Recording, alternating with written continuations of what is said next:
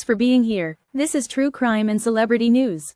If true crime and live court trials and short videos your thing, with some celebrity news thrown in, please consider subscribing to my channel, and also don't forget to hit the like button.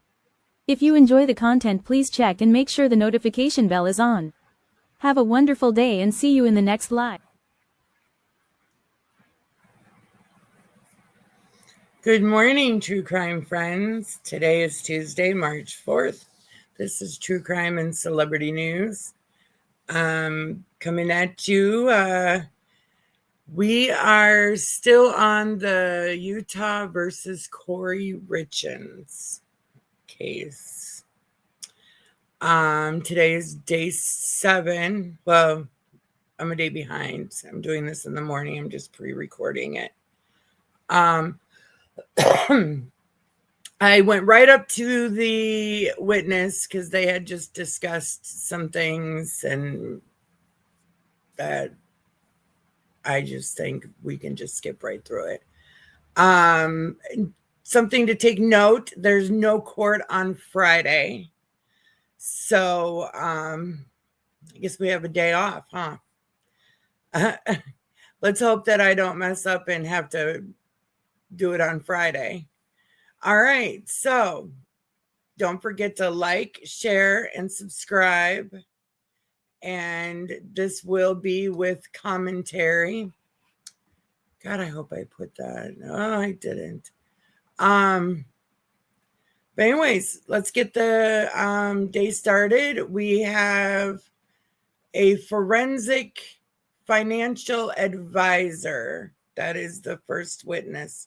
Can't remember her name. I think Courtney or something like that. I can't remember. But she's the first witness. All right, let's go. Ms. Carrington, if you step in front of Brittany, we'll get you sworn in. Do you solemnly swear the testimony you're about to give in the matter before the court to be the truth, the whole truth, and nothing but the truth, subject to the pains and penalties of perjury? Thank you. Have a seat. Good morning, Judge. Good morning, ma'am. I do. What, ma'am, is your name? Brooke Carrington. Our name's Brooke. I do have Brooke Carrington. I do have it sped up only because they talk so slow. Let's get to the point, people. But she does say some very interesting things, so I will be taking some notes so I can go back on them later. All right, so let's do this. Is that spelled Karrington? Yes. What do you do for a living? I am a forensic accountant. What is a forensic accountant? Well, it is based on accounting, but it takes it some extra steps. Further than that, I look for a lot of the source of funds, the disposition of funds, what the transactions really mean, more than just the balancing of transactions and getting to a black and white number at the bottom. I try to understand more of the landscape and more of why things make sense and why they don't in the financial documentation that I look at. More of a narrative? Yes. What, ma'am, is your education and training in forensic accounting? I've been at this for 38 years, and I have a bachelor's in English, I have an MBA, and I have... I will have to say, I'm so happy the volume is up today, and I don't have to wear the earphones, so this way I don't have to be stuck here trying to listen. So, but I'm doing it from here today. You know, I've been having really bad migraines from my neck, and I just feel more comfortable sitting on my bed. And the dog, if I go out to the chair, she thinks she has to sit and whine, bark, and then hears anybody outside, she whines and barks. So it's just better we just sit in here. This way she can be right next to me and she knows where I'm at. Oh, baby. Yeah. You good girl. All right. Let's go, Brooke. Several certifications that support that. Who's your employer? I have a firm. It's a small firm. We're based in Salt Lake City. Do you teach or present as it relates to forensic accounting? Yes, I've presented many times over the years to Masters of Accounting students, mostly quite often at the business school at the University of Utah. And I am the adjunct professor of the fraud examination and forensic accounting course at the University of Utah's business school. Did you also have a hand in developing the curriculum for that course? I did. I created it from scratch. I got no help. You had two hands. Two hands. Oh, God. Ma'am, have you testified as an expert before? Yes, I have. Have you testified in state cases? State cases, yes. Federal cases? Federal cases, yes. Have you testified on behalf of both plaintiffs and plaintiffs and defendants? That's correct, yes. And both the state and the defense? Yes. About how many times? Hundreds. I don't know how many. When did you begin testifying? I think the first time I testified for real was probably in 1991 or two, something like that. For real. And consistently since then? Yeah, fairly consistently, yes. Did the state engage you to forensically examine Kouri Richins' finances and related business practices leading up to and shortly after Eric Richins' death? Yes. And to value Eric Richins' estate at the time of his death? Yes, that's right. Did the state put any restrictions whatsoever on the scope of your forensic examination? None. Did the state restrict the time frame? No. Did the state restrict the types of transactions? No. The types of loans involved? No. Any restrictions at all? No. Did the state engage you on May the 31st, 2023? Yes. Is Summit County paying you for your time? Yes, they are. Are they paying you at your customary rate? Yes, that's right. Prior to the state engaging you, did you perform forensic accounting work for the estate of Eric Richins? Yes, I did. What accounting work did you perform for the estate of Eric Richins? As I recall, most of the focus at that time was the use by Kouri Richins of the estates, the family money, and particularly the home equity line of credit that she had taken out against the home where the family lived. Did there come a time when you stopped working for the estate of Eric Richins? Yes. When was that? Well, I began working for them when Kouri Richins had filed a lawsuit against Katie Benson as the trustee of Eric's estate. And so that was the very end of April into May of 2022. And then I worked throughout that summer. And then at some point, the estate got new attorneys. And I had a Zoom call, maybe two, with them to kind of get them up to speed. And then after that, I didn't have a role in the case. I recall maybe they asked me for some follow-up to clarify some of the work that I'd already done. So it's really hard for me to determine exactly when I stopped working, but by the fall of 2022, I was done. I did have some additional kind of follow-up stuff. It's kind of a cloudy answer, but that's my best guess. Did the estate of Eric Richins pay you approximately $14,000 for your services? Yes. After they paid you, did you have any further interaction with the estate of Eric Richins? No. Ma'am, what documents did you study to conduct your forensic analysis related to this case? I've reviewed probably hundreds of thousands of documents and their deeds of properties, the loan agreements for the loans on those properties, loan agreements for a set of payday loans that Kouri Richins had, the UCC filings that are filed with the state of Utah associated with many of those loans, bank account statements for 27 accounts, and those include the family accounts that Eric Richins and Kouri Richins shared, from which they pay their household expenses, Eric's business accounts, Kouri Richins' business accounts, her personal accounts, checking accounts at American First Credit Union, Navy Federal Credit Union, credit card accounts, the home equity line of credit account. I also reviewed, were we just talking documents? Yeah, let's continue with documents. Did you review any emails? Tons of emails for many different purposes. I reviewed insurance policies and insurance payout documents, the estate planning documents like the will, the trust, the premarital agreement, the buy-sale agreement that Eric Richins and his business partner had for their business. I reviewed the real estate purchase contracts, the REPCs for most or all of the properties, specifically the 12 or 13 on the Big Midway house. Okay. Did you speak with anybody? Did you speak with anyone as part of your analysis? I did. Who did you speak with, or what types of people did you speak with? Okay, so I interviewed a number of people. Interviewed the CPA who had done tax accounting work for the Richins. I interviewed the realtor, Mike Momrose. I interviewed the insurance companies. I interviewed bank representatives. I interviewed lenders. I interviewed the prior owner of the Big Midway house, the current owners of the Midway house, the building department of Wasatch County, that's the permitting entity for the Big Midway house. I feel like I'm missing somebody, but Did you interview any representatives from insurance companies? yes, I did. Your Honor, can we pressure this on? Of course. So she's done a lot. She's the state is paying her to testify today. She's done work. She did work for the estate of Eric Richins till 2022. There was some type of lawsuit. I think she said between Eric and his sister. I'm not quite sure.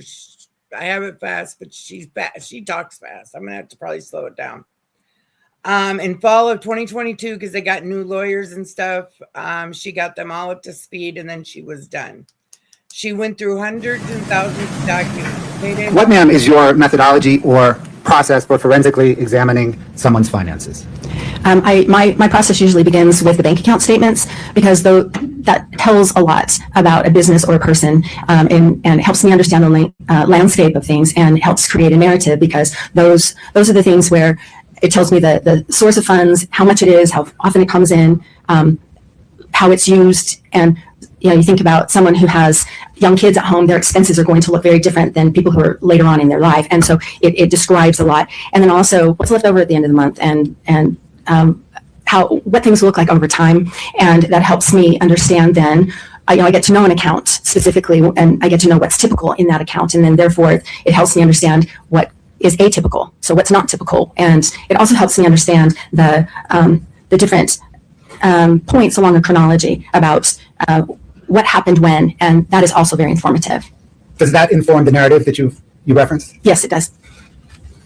Let's please now step through how you apply your methodology in this case, okay? Okay. Did you apply your methodology in this case by first analyzing Kouri Richins' bank accounts? That was my beginning point, yes. What bank accounts did she have? She had her business account for K. Richins Realty, and that's at America First Credit Union. And we refer to the bank account number by the last 4 digits, just for brevity, 6577.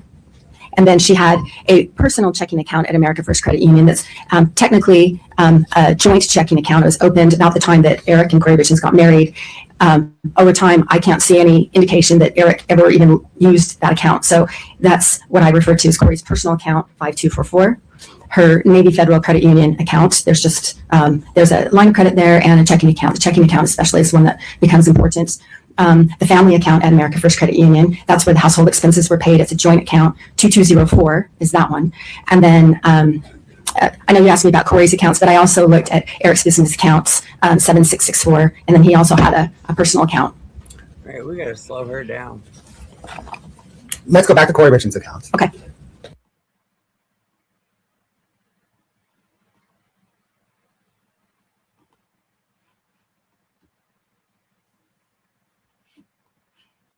You mentioned business accounts. To analyze her business accounts, did you first have to understand her business? Yes, that's helpful. Scott, can I get 4-4, please?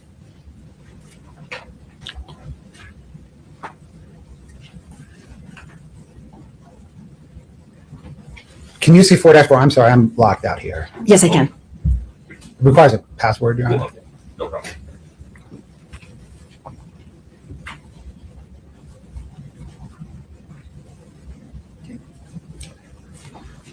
Scott, can you scroll through that, please?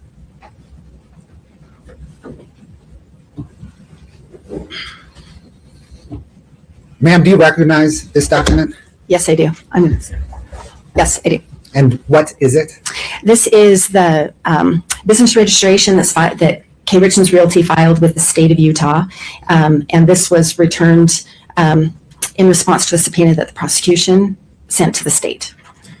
Your Honor, the state moves 4-4 into evidence. No objection. States 4-4 is admitted. Your Honor, can the court publish it, please? There you go. Okay, ma'am. What, beginning with the header, does this document tell us? It tells us the registration number, which is a number the state gives it. The business name is K. Richins Realty, LLC. It's a limited liability company. It was registered April 26th of 2019. Page 2, Scott.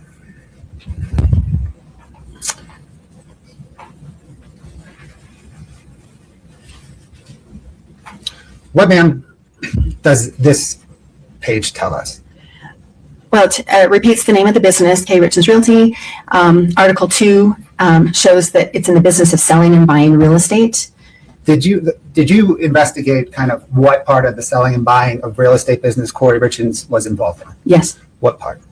Well, she's a licensed realtor, but mostly she's in the business of buying and selling real estate for the purpose of fixing and flipping it. So buying a home, remodeling it, rehabbing it, and selling it. If you could look down at Article 3, what information does this provide? This shows who the registered agent is, and that is Kouri Richins, and the 282 Willow Court in Camas is the family home. Did you investigate whether K. Richins Realty used any additional business addresses? Yes. Did she? Yes. Do you know that address? Yes, it's a P.O. Box in Camas, P.O. Box 759 in Camas. Page 3, please, Scott.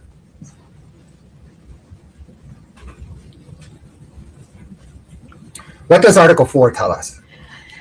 Article 4 is the section where the members of that company are listed, and this lists Eric Richins at the family home.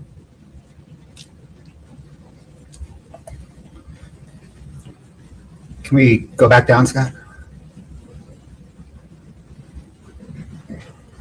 Next page, please.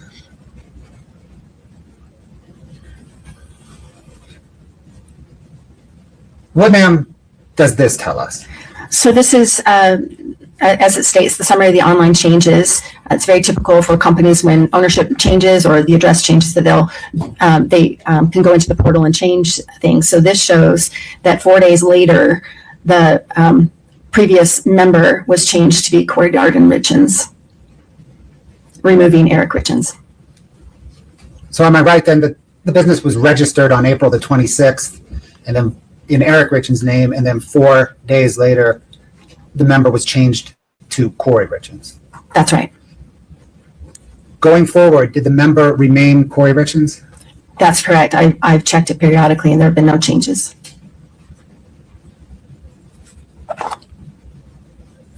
Thanks, Scott. Ma'am, what in terms of financing and accounting is an alter ego? An alter ego is where there are a couple of businesses or a business and a person that are so related that they're indistinguishable. And that can be the commingling of funds, or one relies so heavily on the other for capitalization. There's such a sameness that there's no distinguishing one from the other. Did you analyze the relationship between Kouri Richins and K. Richins Realty to determine whether there are any indicators that they are alter egos of each other? I did. Are there any indicators? There are many, yes. And what are they? The use of funds, the transfer of funds between the business and the person assist each other. There is a sameness, the same addresses are used, the same accounts are used. The business account is primarily for business, but there are many personal expenses that do appear there. And so, and the capitalization for the business squarely comes from the acts of Kouri Richins. When analyzing Kouri Richins' business and personal accounts, what first struck you? Well, I usually take a first pass and just to try and absorb things. And when I got to October of 2021, there are many transactions that didn't clear the bank. Either they didn't clear the bank without a fee. Some of them were overdrafted and paid by the bank, and some were just returned non-sufficient funds. Most of us know that as NSF. And the account was perpetually in the hole. Even though there was money coming in, it was going out at a very exhaustive pace. And then Let me stop you there. We'll unpack this a bit. Okay. Scott, can I get 5-106 Delta, please? Ma'am, do you recognize this document? You can't see it. My apologies. Yes, I do. Did you prepare this document? I did. What material did you use to prepare it? This is drawn directly from the K. Richins Realty account 6577 at America First Credit Union. State moves to admit 5-106 Delta. No objection. States 5-106 Delta is admitted. Can the court publish it, please? Done. Okay, let's zoom in on this. What generally does this exhibit depict? So this is just the overdraft and non-sufficient funds transactions for each of these months, just in that one account. And so I started in January of 2021, and this follows through March of 2022. Does this provide us, or does this tell us that for that 15-month period, there were 236 overdraft or non-sufficient fund transactions from that single account? That's correct. So, And that the amount of transactions that tried to pass but didn't was $360,000? that's right. And that as a result of that, this account was assessed $5,600 in fees? That's correct. Wow. Does this exhibit provide you as a forensic accountant any information regarding trends? Yes. As I mentioned before, I try to understand the chronology of things, and so understand kind of what is typical for an account. So when things change, I can understand that a little bit more, or at least seek to find an understanding of it. So if you go down the number of transactions column, what I did is just count up the number of transactions in a particular month, and you can see that for most of the year 2021, it's minimal, de minimis, not really that big of a deal, relatively speaking. And then in October through the end of March, it is a drastic increase in funds that did not clear the bank, or transactions that didn't clear the bank without a fee. And then if you go over to the amount column, that represents the amount. I just added up the transactions, the value of each transaction in each month. So in November and December, those are separate buckets of transactions that she tried to pay without a fee, and that didn't happen. So 91,000 each of those months. So let me just pick an example. December. Does this show that in December she had 77 overdraft or non-sufficient fund transactions totaling $91,000? That's what that says, And yes. that cost $2,000 in fees. Yes. Wow. And that upward trend began in October and continued through March. Wow, wow, wow. But we have to remember they're trying to think of this as a motive, that she was so far into debt that she had to allegedly unalive her husband in order to pay these debts off with the life insurance. The defense is going to try to play it off as just because somebody has bad luck with money doesn't make them a iller, which I can understand that. Just because she's not good with money or business does not mean she unalived anybody. And this is all my opinion, all alleged. This is very interesting to me. I couldn't keep up with the numbers even on the lower. But she seemed to, back in 2021, there was a lot of money that was being spent in overdraft fees alone. Almost $2,000. Wow, she must have been freaking out, just distressed. She was in distress. Okay. That is correct. Did you trace these overdraft and non-sufficient fund transactions? I did. What did she use the money for? A lot of them were debt payments or expenses that she either paid or attempted to pay to rehab vendors, like contractors and subs and trades for her properties. Did she also try to pay herself? Yes, she did. Scott, can I get 5-109 Delta, please? Ma'am, do you recognize this document? Yes, I do. Did you prepare it? I did. What material did you use to prepare it? This also drew from that same account at America First, the Kouri Richins Realty account 6577, and the personal account 5244 in some instances, and then also that Navy Federal Credit Union checking account for Kouri Richins. The state moves to admit 5-109 Delta. No objection. 5-109D is admitted. Okay, can we go in, Scott, please? Zoom on that, that kind of left-hand block. Perfect. What, ma'am, does this depict? They are pairs. And so on the left hand, these are the checks that Kouri Richins wrote from her Navy Federal Credit Union account to herself and deposited them into the America First Credit Union accounts. And they were returned unpaid. that bounced. So does this show that Kouri Richins wrote approximately $60,000 in checks to herself beginning in August of 2021 through May of 2022 that bounced? That's correct. And she wrote them from a checking account that had a balance of either that had a balance that ranged between negative $51 and $29. That's right. So taking the December 23rd, 2021 line as an example, does this show that on December the 23rd, Kouri Richins wrote a check from her Navy Federal account for $10,000, deposited that in her America First Credit Union account at a time that she was $51 in the hole on her Navy account? That's correct. She wrote two of those checks, the one for $10,000 and then the next one for $4,000. Got it. Then there was another $10,000 the next day, right? That's right. Thanks, Scott.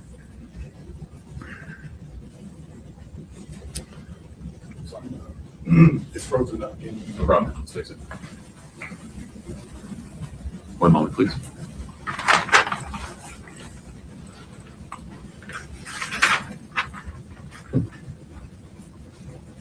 Scott, if you unplug and plug back in.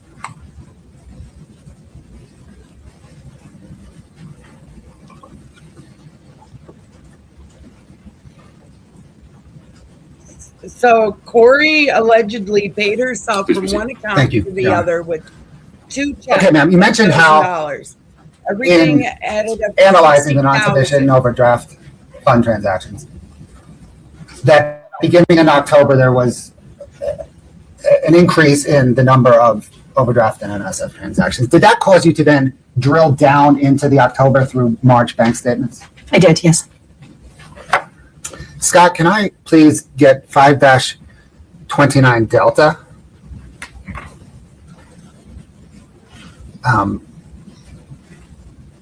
Echo.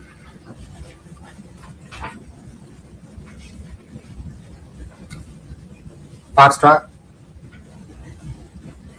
Golf. Hotel. Ma'am, do you recognize Exhibit 5-29D through H? Yes, I do. Generally, what are they? They are the America First Credit Union bank account statements for the K. Richins Realty account 6577 from October 21 to February 22 that America First Credit Union responded pursuant to a subpoena from the prosecution. Your Honor, the state moves Exhibits 5-29D through H into evidence. No objection. 5-29D through H are admitted. Scott, can we bring up, please, 5-29D to publish?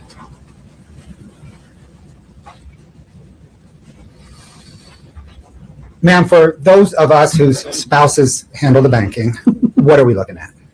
This is a bank account statement. What I'd like to do is, well, did you analyze this bank account statements and the others to, did you analyze them? Yes, I did. If agreeable, can you maybe grab, there's a hand mic up there.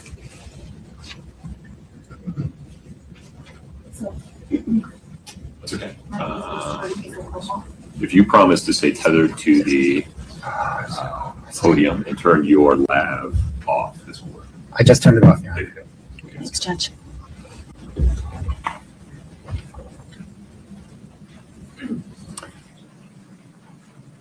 Ms. Carrington, what I'd like you to do, please, is walk the jury through how you analyze this bank statement.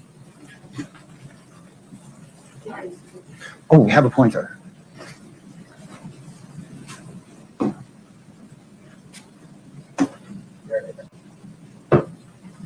My sister and I don't really agree. And please ask Scott to blow it up, highlight it. Okay. Does this work? Scott, would you please, let's start with the header. Okay, so this is the header that shows.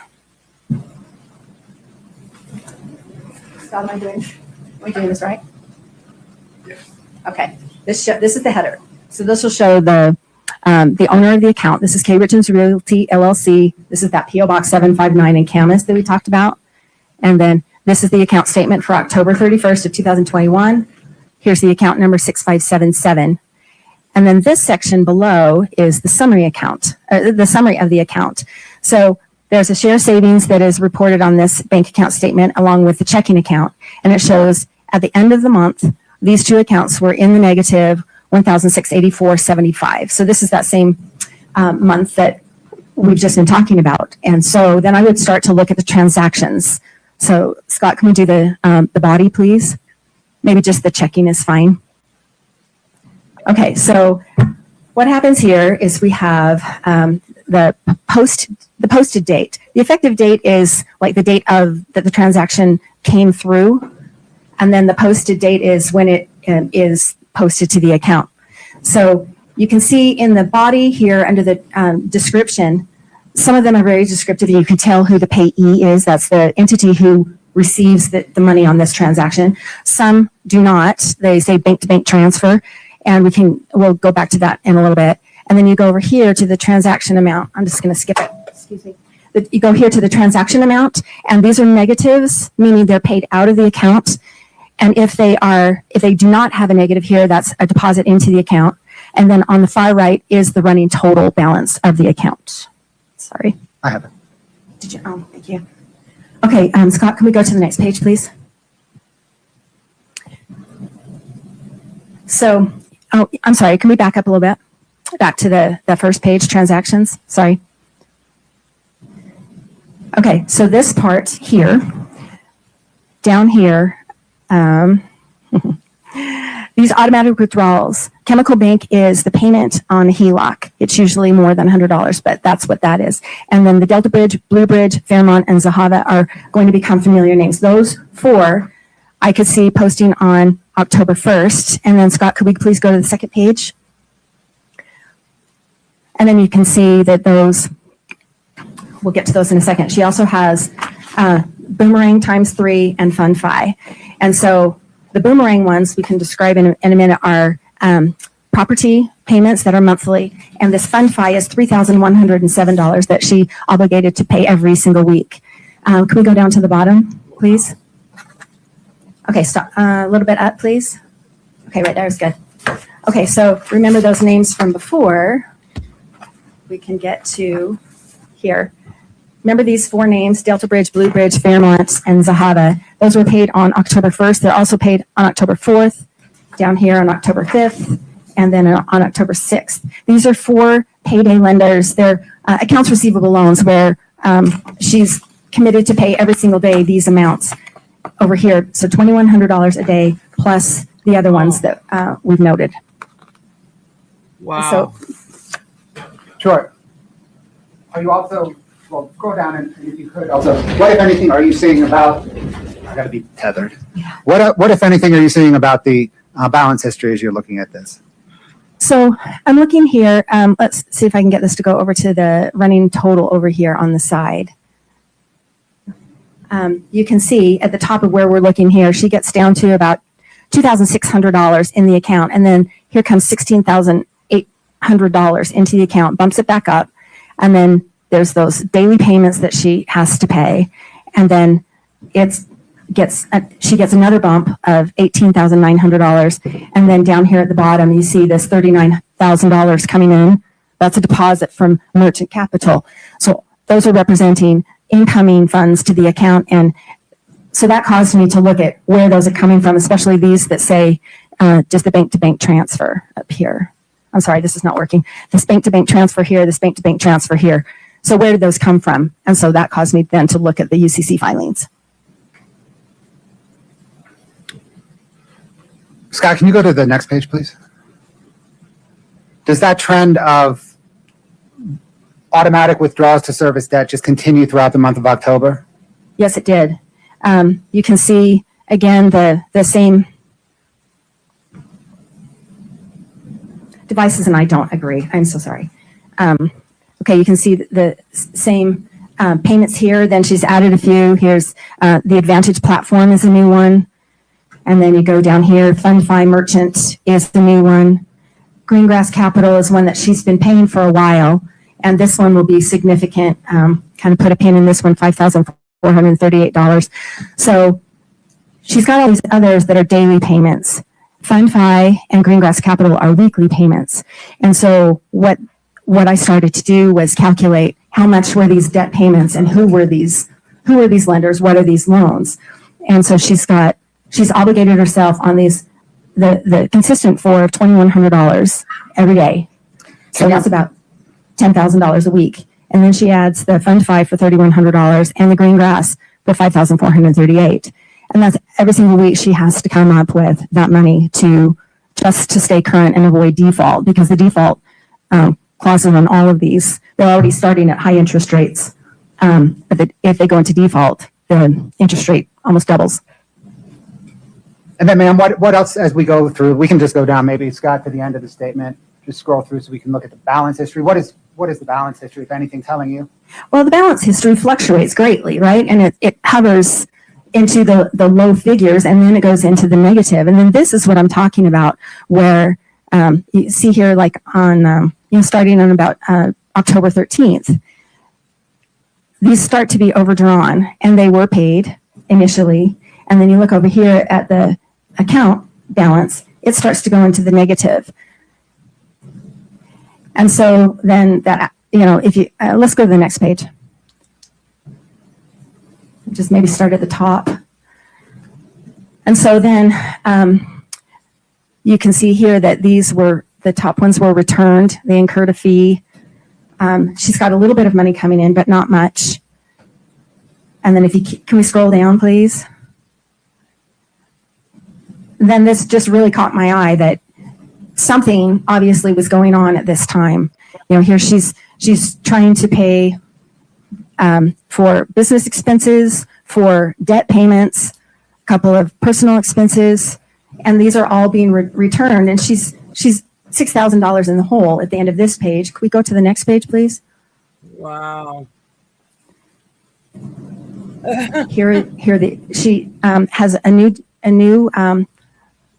deposit from a new lender, One Main Financial, on October 20th for $31,680. And then she used that money, as you can see, you just pay attention to the balance on the right-hand side. She used that to pay debt. And then you can also see here on the 20th, she's got CashNet USA, which is a new one. Can we scroll down a little bit more, please? Oh, let's stop here. Right here on October 22nd, this bank-to-bank transfer, she's got $77,000 that comes in here. This is where she's sold one of her properties. So in addition to selling her properties, and she's got the accounts receivable loans, the payday loans, she has money coming in. But then I started to look at the velocity, how quickly, how long did that money last? And so if we keep scrolling down, you can see, and can we continue, please? Next page. She pays for some rehab expenses for painters and things like that. She's managing the business using some of her revenues from her sales of properties, but then she's also incurring more and more debt because it's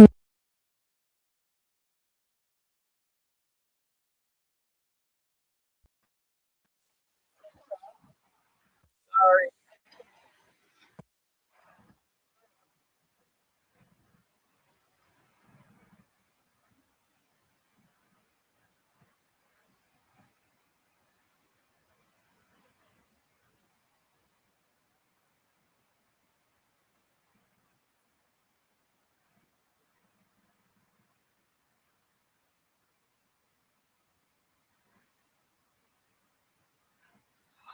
Oh my God.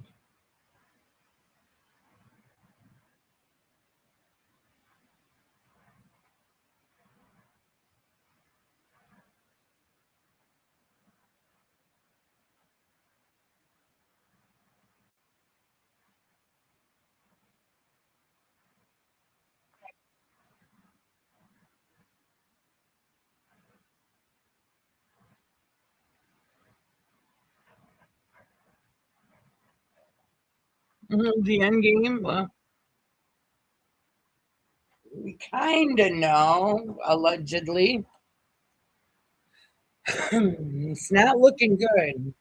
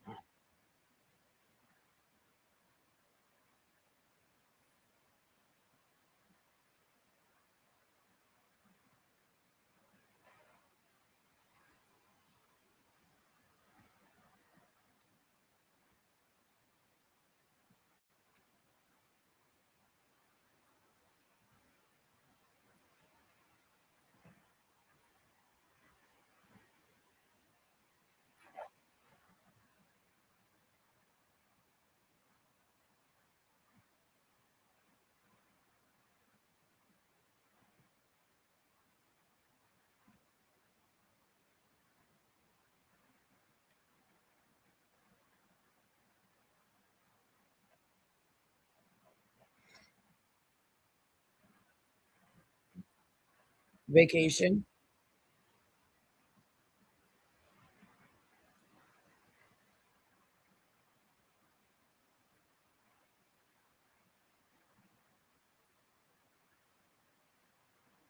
I wonder if Eric knew he was in debt.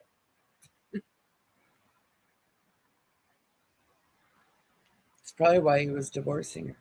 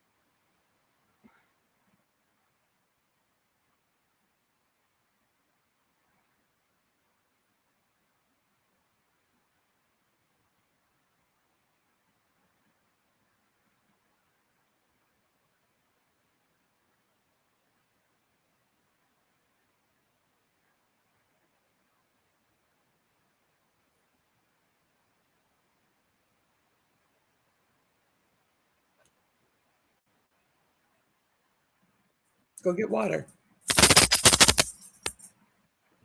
It's really foggy here, so I think the it's messing with the fiber optic. Sorry.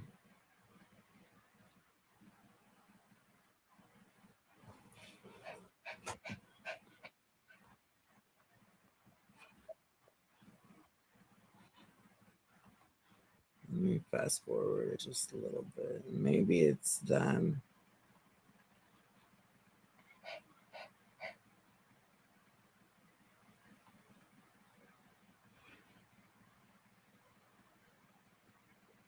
Yeah.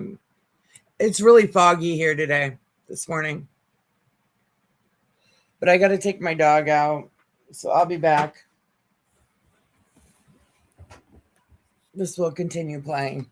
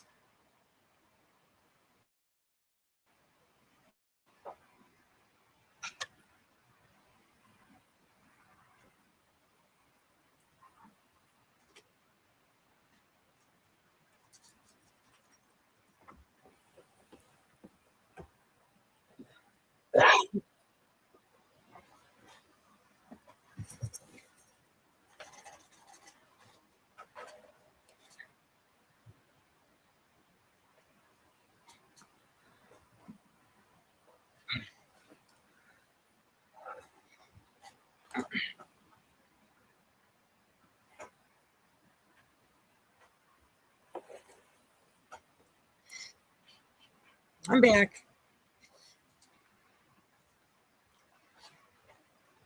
I assume she's just more in debt.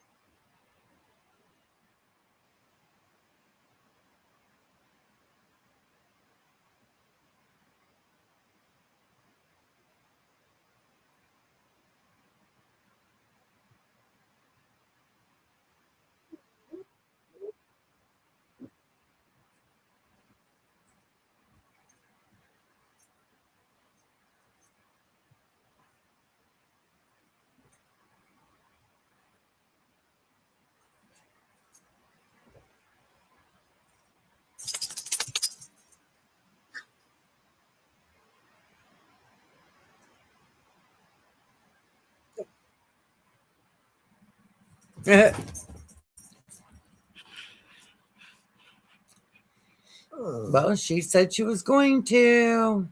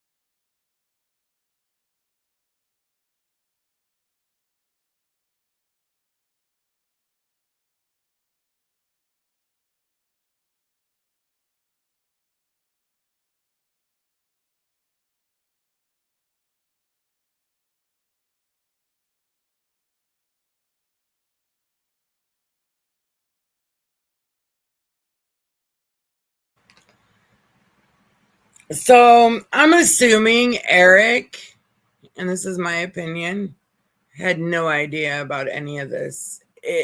Or if he did, maybe this is why he was wanting the divorce. And if he would have gotten the divorce, she would have lost everything and she would have been millions and millions of dollars in debt. Like she would have never been able to pay it off. Not even with them payday loans. I mean, those things are expensive. Kouri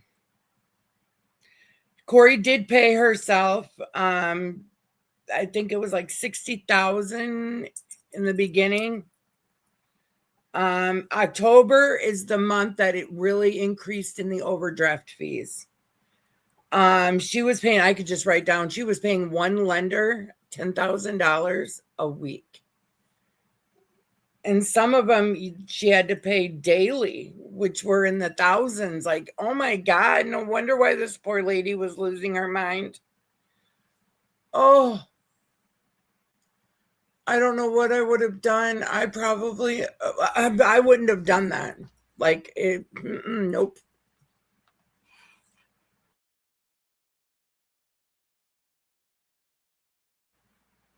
Please don't forget to like. I'm sorry about my dog. Please don't forget to like, share, and subscribe to the channel. I'm only doing these pre-recordings because they run so late and it just doesn't give me enough time to get it done. And then I got son home and I'm trying to do things for him. He wants to go for rides, but now that our car's broke down, we can't do that. We have a car. His friend's letting us borrow while he goes to Hawaii. But we got the car home, the key out, but I messed up and did it. Boo boo.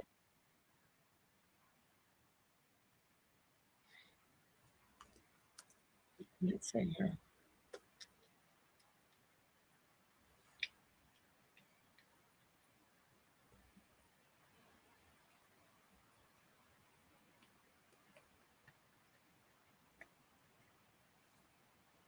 I don't have your. Oh.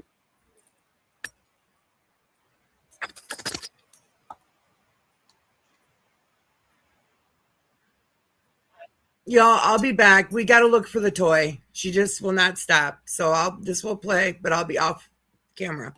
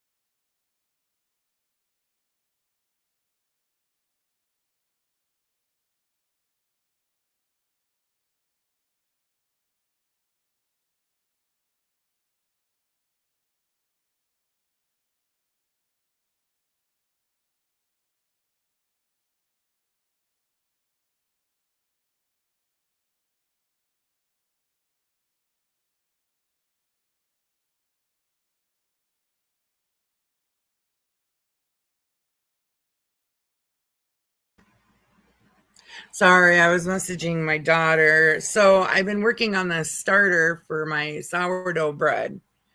And I went to whole wheat flour and it's really been rising. But that King Arthur whole wheat, it just seems gritty. I don't know if I can change the brands. I wouldn't see why not. But now she's telling me I need bread flour too. So now I got to get that. But I got to find out which one I need to get, the unbleached bread flour or I don't know. Okay, so we know Kouri is broke, and more broke. So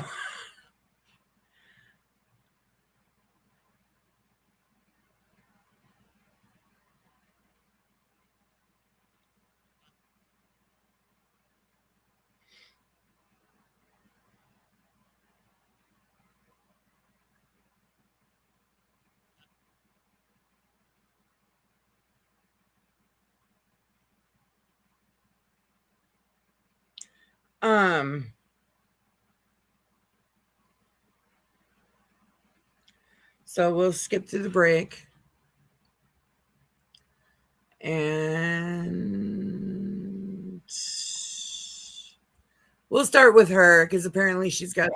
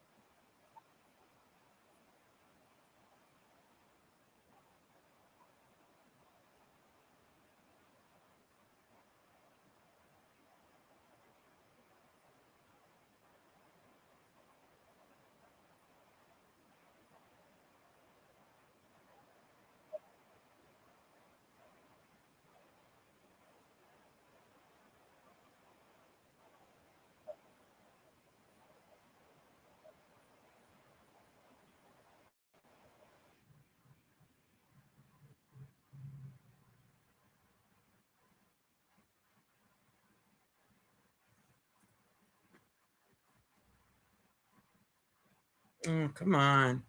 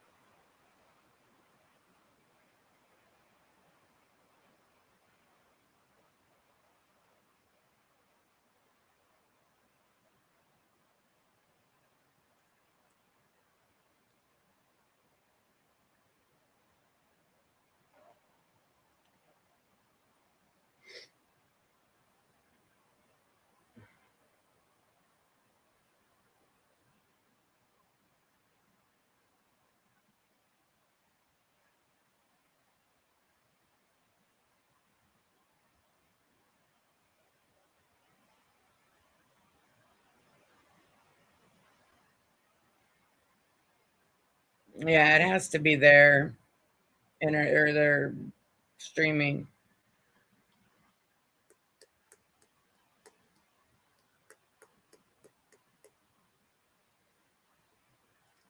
Oh, we're waiting for the jury. That's right. I should have fast forward.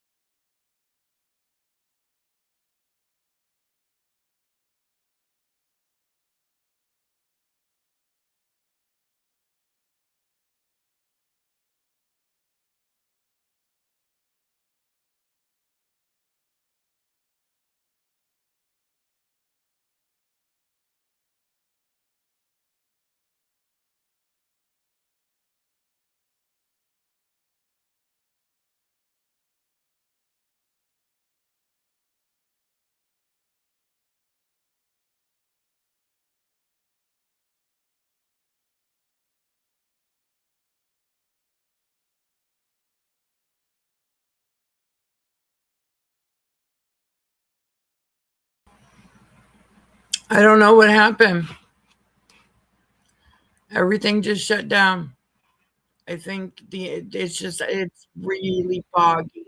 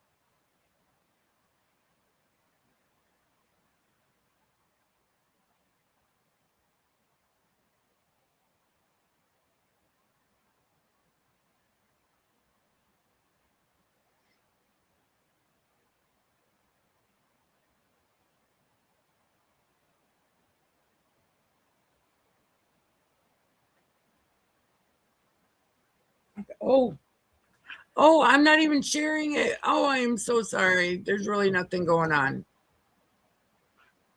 Oh my gosh.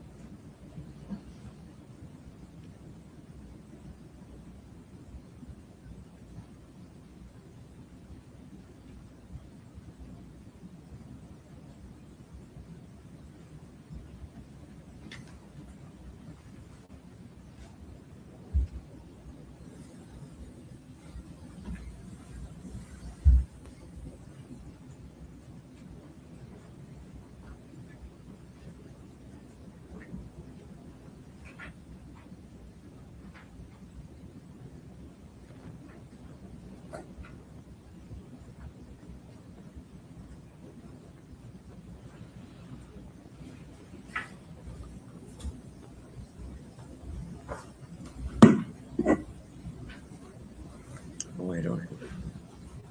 Sorry. Gee, I'm just behind.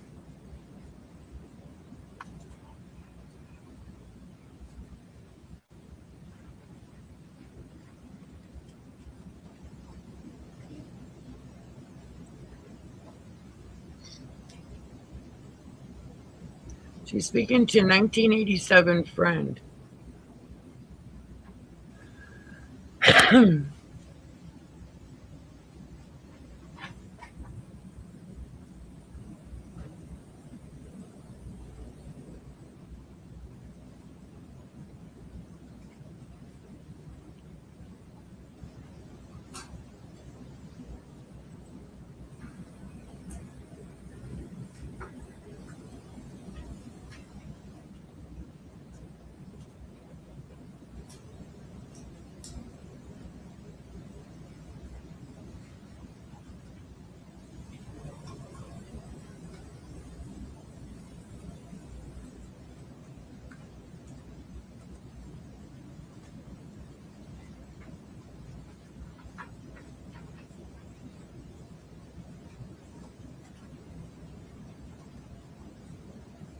So this must be the lady that gave her the 45,000 to put down on the house, and she misused the money, allegedly.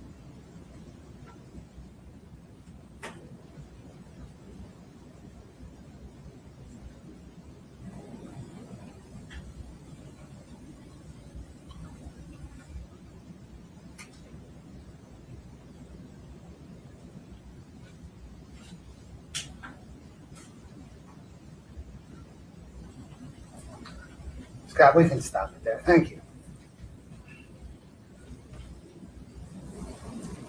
That text exchange mentioned a $45,000 down payment. Did you trace those two wires? Yes, I did.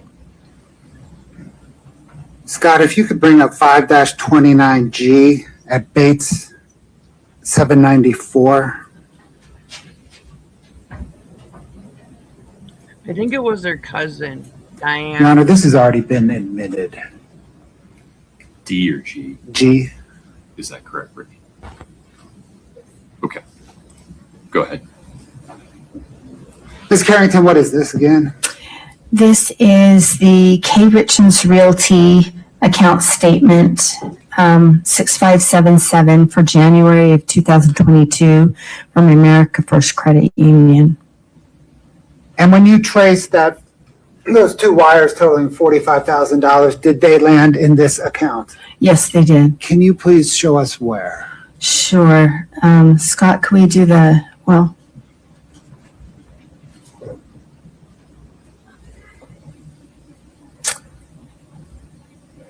let's see, it's the middle.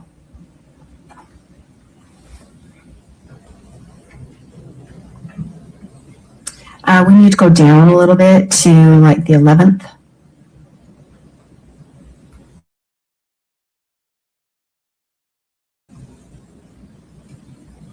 The 12th, like the 11th and 12th. Yes, thank you. My legs are.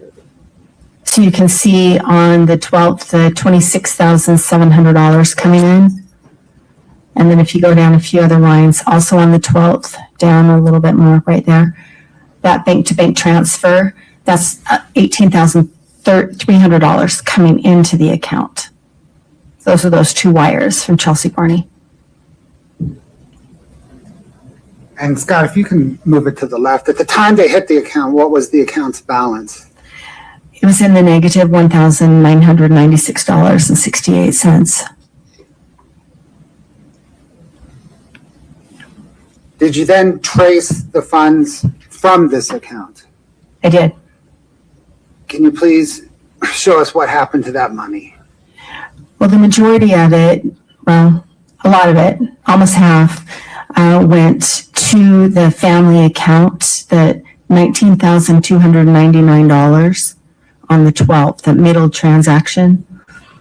That went to the family account, the 2204 that says Eric Richins. That's the joint checking account that Eric and Kouri Richins used for family expenses. Your Honor, can we just have a continuing objection to this whole line on the same grounds? Please proceed, Mr. Bloodworth. Sorry. And then also there were, she paid debt payments. Okay, so the $19,300 went out. And then how long did it take her to deplete the rest of that $45,000? Well, we have to account for another $9,000 that came into the account, but it was gone within a few days. Did any of it go to a mortgage on the Barney home? No. God, that's sad. What did it go to? The transaction that's highlighted, the $19,299, that is the same amount that was paid to Fund Fi, which is one of Kouri Richins' payday lenders. So that money went from this KRR account to the personal joint account, and That's then correct. to Fund Fi to pay off debt. The part of that's true. So this amount on January 12th went to the family account. And if we go to the family account, you can see right before this payment had been made. So this money going back to the family account replenishes that exact amount. Let's do that. Let's go to 5-33A.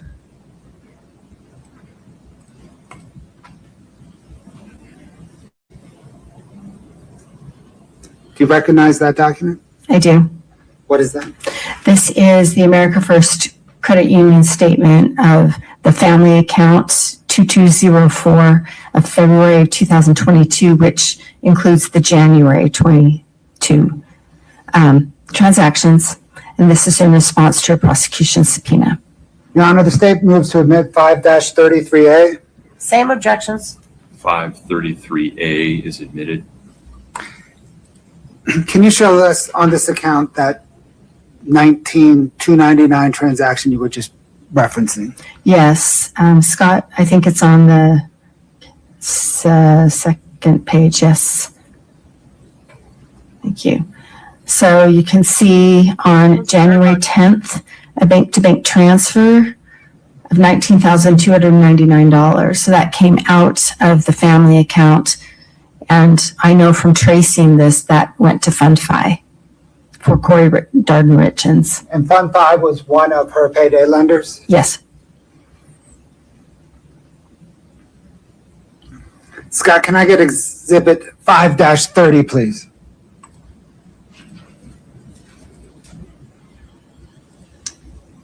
Do you recognize this document? I do.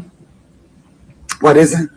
This is the information from America First Credit Union that details the incoming wire or the outgoing wire. And it was returned in response to a prosecution subpoena. Your Honor, the state moves to admit 5-30. Same objections. 5-30 is admitted.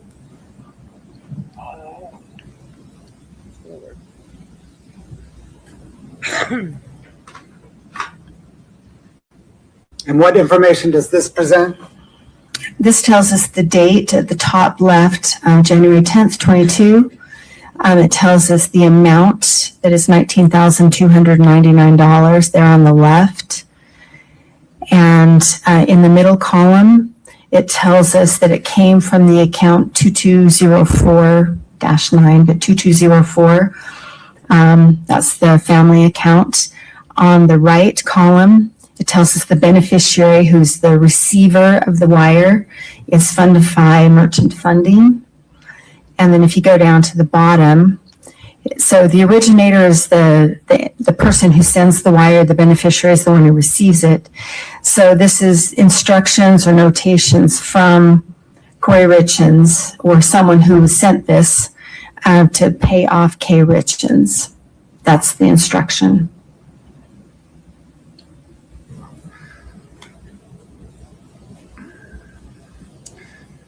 Let's go back to the loans for a minute.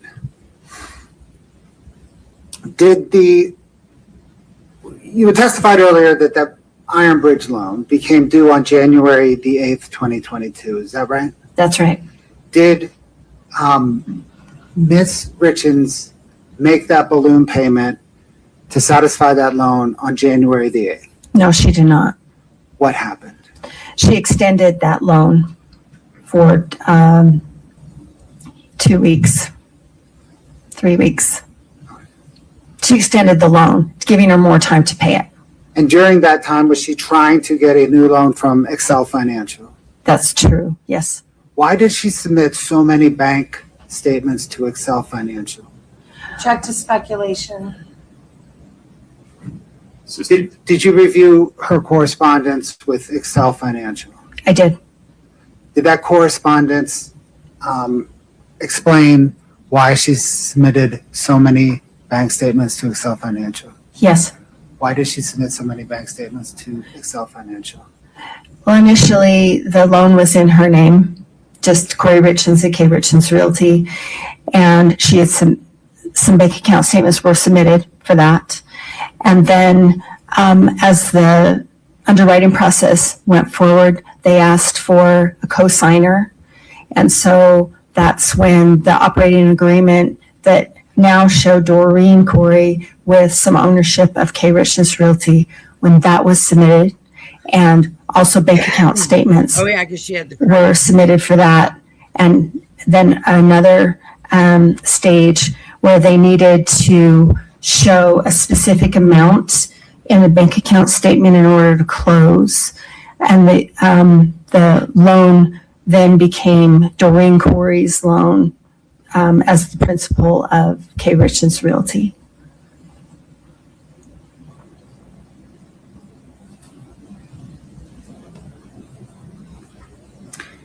Did Kouri Richins Realty ever enter into a financing agreement with Excel? No. What then happened with the Iron Bridge loan once it was extended once? It remained unpaid, and it was extended again to March 8th, 2022. Thank you, ma'am. Your Honor, this may be a good point to break. Any objection, Ms. Nestor? No, sir. 1240 reasonable, Mr. Bloodworth? Yes, sir. Ms. Nestor? Yes, sir. Ladies and gentlemen of the jury, normal instructions. Please don't talk about the case. You'll have access to your devices, and so please be careful to not read, watch, or listen to any report about the case from any source. Please don't do any research about the case. You're welcome to talk to each other about all kinds of other things, but not this case. Please rise for the jury.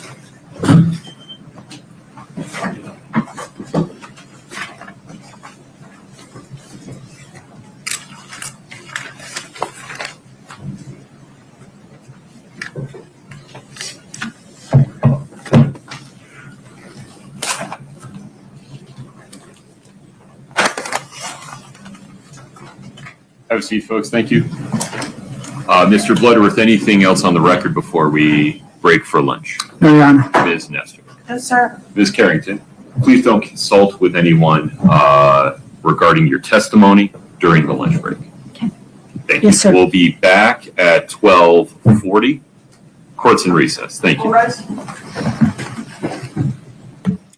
You know, I just can't stop to think about she was trying every way to figure out how to get these lenders paid off, and she just kept borrowing money and borrowing money. But yet she didn't want to sell enough to pay back these lenders. Like, I feel like if she had somebody to help her with her money, I think she probably would have made it, but she just somewhere messed up. And she messed up bad. I mean, millions. Oh my God. And I think Eric found out about it. And I think he was really upset. And I think he told her, I want a divorce. And in this divorce, she leaves with the clothes that are on her back. And she was worried that her boys weren't going to want to come with her because they weren't going to get the lifestyle that they were used to as a family. This is allegedly, and in my opinion only. The poor girl, I mean, not the poor girl. We don't know. She's guilty until she's innocent until proven guilty. But my heart just breaks. Like, I could feel her emotions inside of her body and what she must have been feeling on a daily basis on these people that she owed money to every day she had to pay. How do you honestly come up with that amount of money every day? Man, I don't get it. I just don't get it.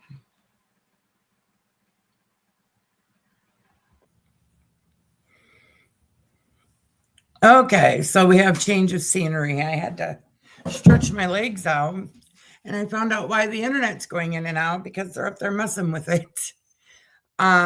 See, we already got the dog at it. But let's resume. And also, please don't forget to like, share, and subscribe. Hope you all like my little background that I set up. Okay, here we go. Tasia, we're ready for the jury.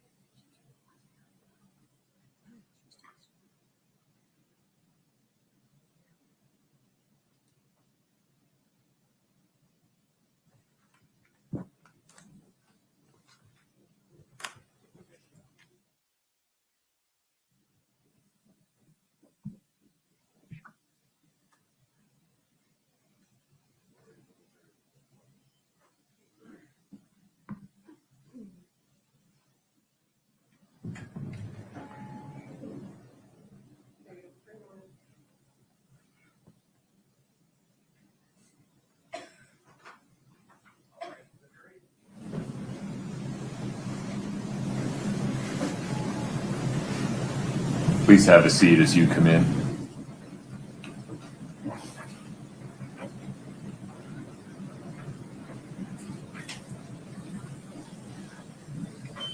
All right, folks, have a seat, please. Ladies and gentlemen, we will continue with testimony from Ms. Carrington. Ms. Carrington, you are still on your right. Mr. Bloodworth. Thank you, Your Honor. Scott, can we please have 8-12? Your Honor, this is in evidence already if the court could publish. Understood. One moment. There you are. Ms. Carrington, do you recognize this home? I do. Is this one of the projects of Kouri Richins' real estate business? Yes, it is. Did she use Boomerang Finance to finance this project? Yes, she did. Thanks, Scott. Can I get 5-58, please? Ma'am, do you recognize this document? I do. And what is it? This is an America First bank account statement for Kouri Richins Realty. K. Richins Realty, account 6577 from June of 2021. This is sent directly from Boomerang in response to a prosecution subpoena. Your Honor, the state moves to admit 5-58. Same objection. 5-58 is admitted.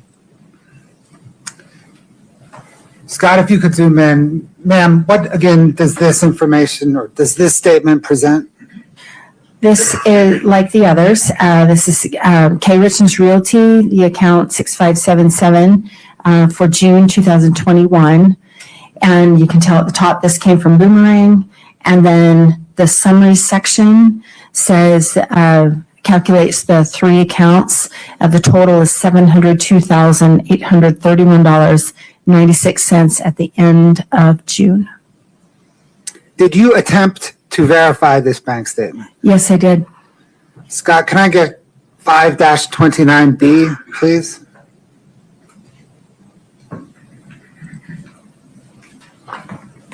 Ma'am, what is this document?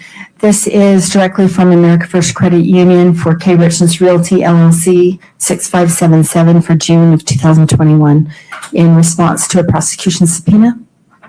The state moves to enter 5-29B. Same objections. 5-29B as in boy is admitted. Published now. Go ahead. Again, Ms. Carrington, can you show what information this bank statement presents? K. Richins Realty at the PO Box 759, the account number 6577 for June of 2021. This came directly from the credit union, and the two accounts at the end of the month had the balances of $15,339.12. Scott, 5-32 Charlie, please. Ma'am, do you recognize this document? I do. What is it? This is the America First bank account statement for C&E Stone Masonry for June of 2021. The account number 7664 that came directly from the credit union in response to a subpoena from the prosecution. Your Honor, the state moves to admit 5-32C. Same objections. 5-32C is admitted.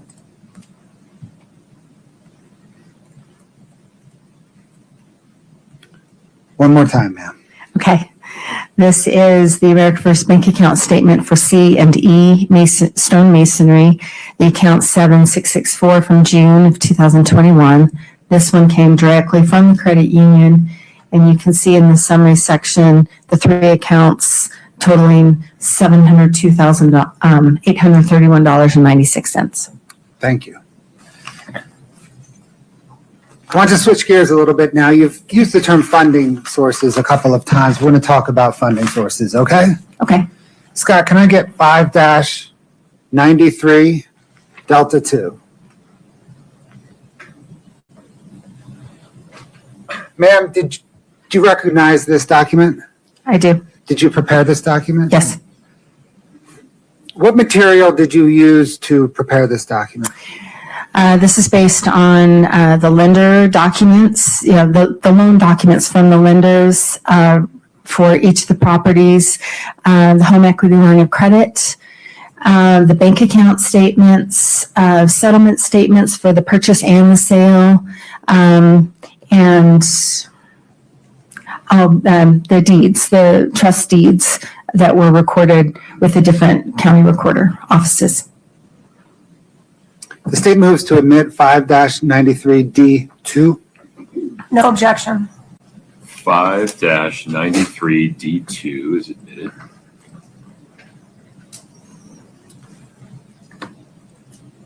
Okay, Ms. Carrington, it might be easiest to step down. I'll let you decide that, but can you explain to the jury the information presented on this document? It might be easier if I step down. It's up to you. Would you turn the lab on? Thank you. I'm going to try and do this without the pointer. So what I've done here along the bottom are just some phases of funding. And as far as the phases of funding, it's not a very hard and fast scientific analysis, but as I looked at all the transactions, they kind of fall into kind of different phases. And so what I've said is, she started her business in 2019. She had the one project early on, and then she had some other projects. And in the beginning, she used a primary lender, Sierra West and Matt Strong, and that's a name that I think you're going to hear over and over. So he's her primary lender for almost all of her, not all of them, but almost all of her projects, a significant number. And then in the very beginning, as we've already talked about, she used that HELOC, draws from the HELOC to fund the projects, the rehab expenses, until it was no longer available because it was maxed out. And in the very beginning, she had a little bit of cash. There's like a $10,000 or $15,000 that I can see coming from her own sources to projects, and she had a seller financing project. And I should stop and say too, I'm sorry, I'm getting long-winded, but she had prior projects that she'd done in South Carolina, and those seemed to be fairly successful. They were smaller projects, and they were before Utah, before she registered her business, so I've kind of left those off. But I do feel like to complete the picture, we need to talk about that. And then Cocker Hands and Blackwell, those are two of her lenders so Matt Strong would be her primary lender, so she'd acquire the house with his funds, and then these would be what I'm terming, it's my term, rehab lenders. These are funds that she borrowed to give her money to fix up the house. So I have put these, what I'm trying to depict here, that as time went on, the proportions changed a little bit. And then as time went on, the funding sources changed. So no longer was she using her own cash. That was only in the very beginning. And the HELOC was, as you've seen, remember the chart where it was maxed out pretty quickly. Your Honor, check the narrative. Okay. Mr. Bloodworth, ask a question. I'll ask the question, Your Honor. What changes from the first column to the second column? Okay, from the first column, there's the HELOC and the seller financing and cash. Those don't appear in the second column because those are no longer available. What changes from the second column to the third column? The third column, you can see that the proportions change here. This is where we've talked about Iron Bridge and Boomerang, and Doreen Kouri, as you've heard, comes in. My understanding is that is Kouri Richins' aunt. The accounts receivable loans, those are those payday loans. We've talked a little bit about those. And then Cocker Hens and Blackwell are still part of her lenders here. How does Doreen Kouri contribute as a funding source? As far as actual funds coming in, I have not been able to locate any funds that came in from her, but her name during this time period is used. She's on that operating agreement that's dated in June of 2021 that gets submitted in the fall of 2021. Her credit is used for the Excel financing and the David E. Gay potential refinances. So she's part of that process. And she's also used for a lot of these payday loan applications. Doreen had a cleaning company, and I understand. And her name individually she's a guarantor on a lot of these payday loans. So is it right then to summarize that she's a funding source because her name and credit is used, but she's not a funding source in terms of a source of cash? I don't believe she's a funding source as a source of cash. I haven't been able to track any of that coming in from her. There might be some, but I've tried my best to identify every transaction. There are some that I still don't know, but definitely her credit and her name are used. So what then changes from the third column to the fourth column? What I attempt to show here is the growth during the fall and winter of 2021, the growth of the accounts receivable loans and Doreen Kouri. This is a time of intense activity in the fall. We've talked about October, November, December into the new year, and that's what that's supposed to show. Blackwell's dropped off until later. Those are the significant changes there. And then what is the change from the fourth column to the final column? So in early 2021, she had sold, Kouri Richins had sold the last significant project that she was going to sell for a while. And so there's not a whole lot of new funding activity except for what I've called the Legacy Way house. Some others are referring to it as the Midway Mansion. That's that big house that she buys and signs on the day after Eric Richins died. And what's different from this column to this column, you see this is all blue. Matt Strong is her primary lender on that house. But then also she uses Cocker Hens and Blackwells and the Burns, and then these other Lieb, Soto, and Sills, all to come together. She uses all of those lenders just to acquire the property. So as opposed to some over here, for example, where she uses Matt Strong to acquire the property, and then she uses these lenders for rehab.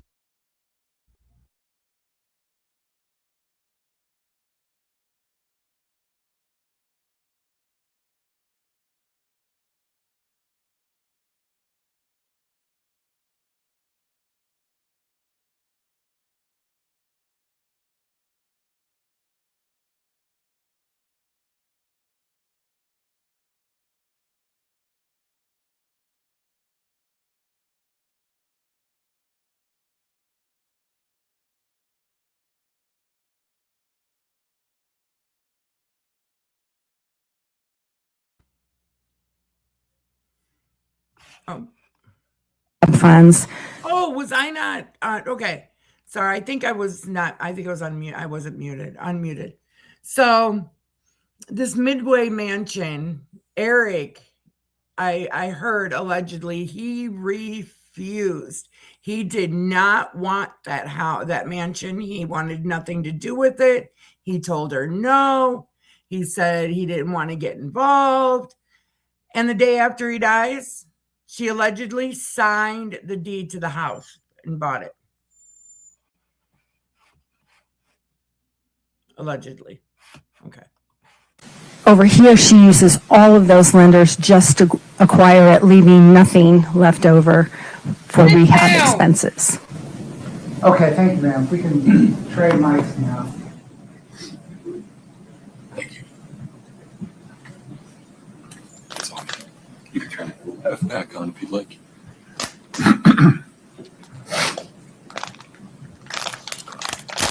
Okay, ma'am, let's talk about the accounts receivable loans portion of that chart. What are accounts receivable loans? Accounts receivables are future revenues that have been earned but haven't come in yet. They're coming in later. And pardon me, this is, you can call these factor loans or future receivables loans, but also payday loans. Like, in exchange for $60,000 today, I'll pay you $87,000 down the road. That's what someone might say. What receivables did Kouri Richins or K. Richins Realty have?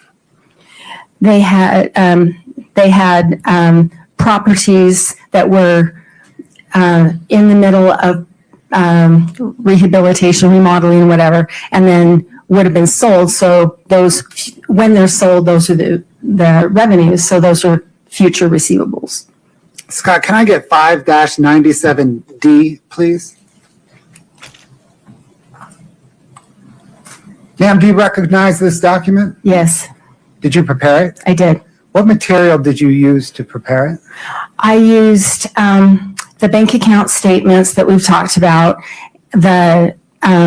So what she did was she took these account receivable loans and was saying, you give me this amount of money, and then 2 or 3 months down the road, I'll give you this much. I think she was doing that to remodel that mansion, home, whatever. They didn't say the year yet, so. Lending documents where I could find them as identified from the bank account statements. And then I did searches of the state's database, not the prosecution, but the state of Utah database for the UCC filings to identify some other information. Your Honor, the state moves to admit 5-97D. No objection. 5-97D is admitted. Okay, ma'am. Scott, if you could just zoom in a little bit. Oh, you did. Man. There we go. Ms. Carrington, what information does this present? So these represent separate and distinct loans that Kouri Richins took out. The date is the date that the UCC filing was not. I need to explain UCC filings. Is that okay? Please do. Okay. If someone buys a piece of property like a piece of land or a house or something, there's a deed that gets recorded at the county recorder office and then if they borrow against it, the loan gets recorded there, documented there in a trust deed. On the other hand, say someone buys a piano or a piece of equipment for their farm or something, that is not something that the lender can advertise to the world that they have an ownership interest in it until the loan's paid off.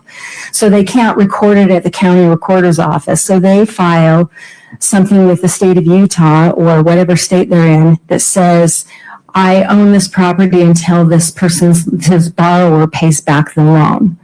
And it's called a UCC filing. It's Uniform Commercial Code. And that's with the Department of Commerce at the state. So what I did is all public record. So I pulled up whatever UCC filings I could find under Kouri Richins, K. Richins Realty, Doreen Kouri, any of those. And I was able to piece together a lot of information. And this is the result. So does this present that she borrowed $645,000 of payday loans that she received? Well, that's the amount she owed, right? And then she received $474,000 of that. Yeah, and I can see how I can make this a little bit better. But so then the column that starts with net funds, that's the amount that hit her bank account. And you can see that I've got some gray shaded areas. I can tell from her bank account that she's paying this loan.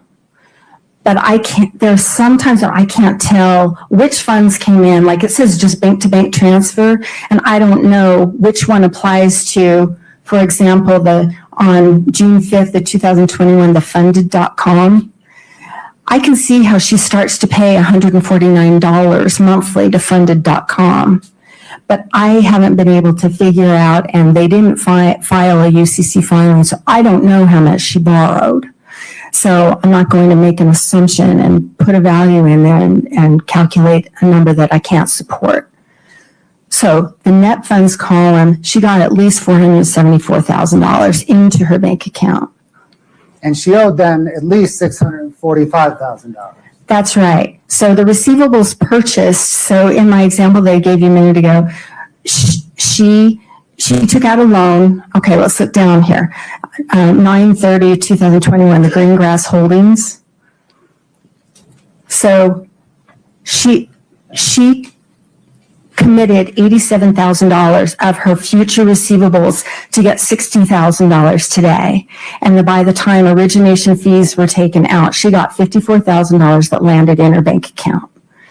And in exchange for that, they filed a UCC filing later, actually.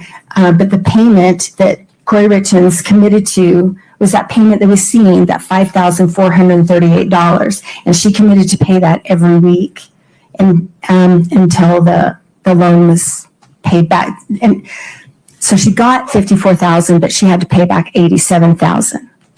Let's follow that thread then. Scott, can I get 5-10, please?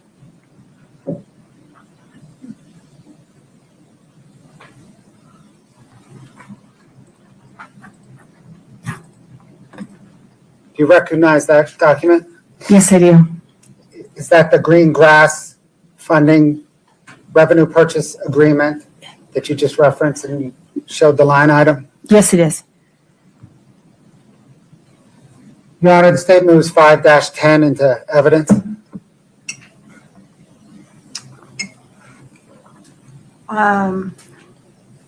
That's just, is that the only page? It's just the agreement? Just 2 pages? Keep going.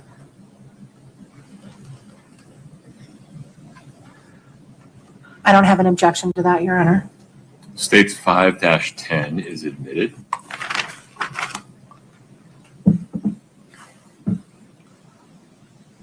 Scott, if we could zoom in on kind of the merchant information down to, yep, right there.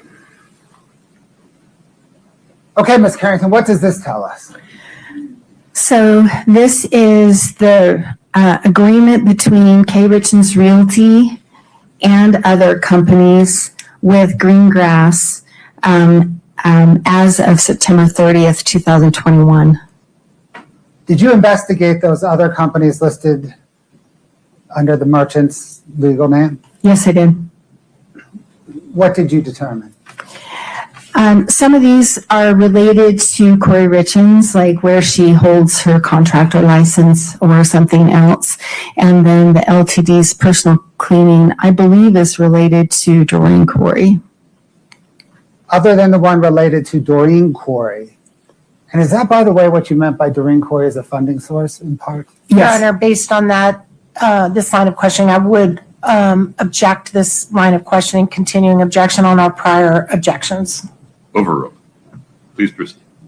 except for the LTD personal cleaning, did any of the other companies connected with Kouri Richins have revenues? I don't believe so, no.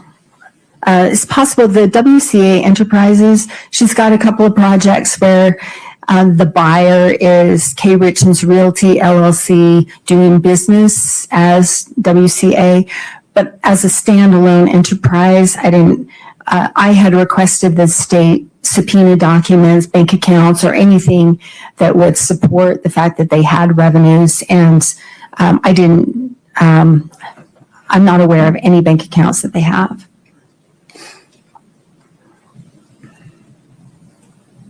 Scott, can you scroll down to the loan amounts? Right there. So is this what, if you can highlight that line at 60,000 to the right?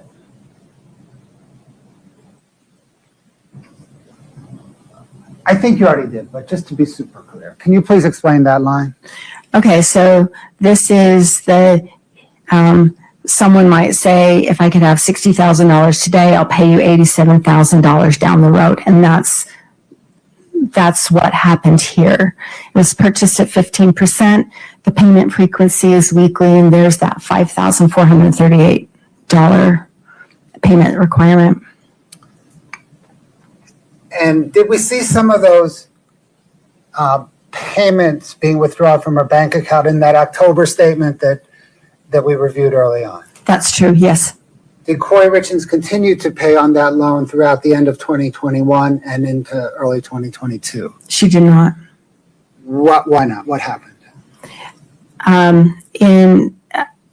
So this document, you can see at the very top of the document, this is from Kings County Court in New York, the very top right there. And the date there is December 9th, 2021. Greengrass filed a lawsuit against K. Richins Realty, all of these companies, Kouri Richins personally and Doreen Kouri personally, for non-payment of the debt. I can identify a small set of payments, and after that, payments were not made from the bank account, and that is also what the complaint says. Objection to this whole line of questioning based on our former objections, Your Honor. Overruled. Scott, can I get 4-17, please?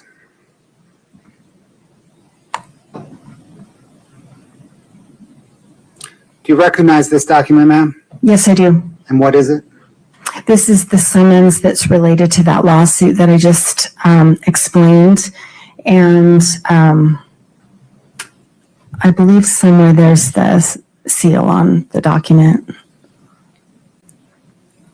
Oh, it's the summons and the complaint.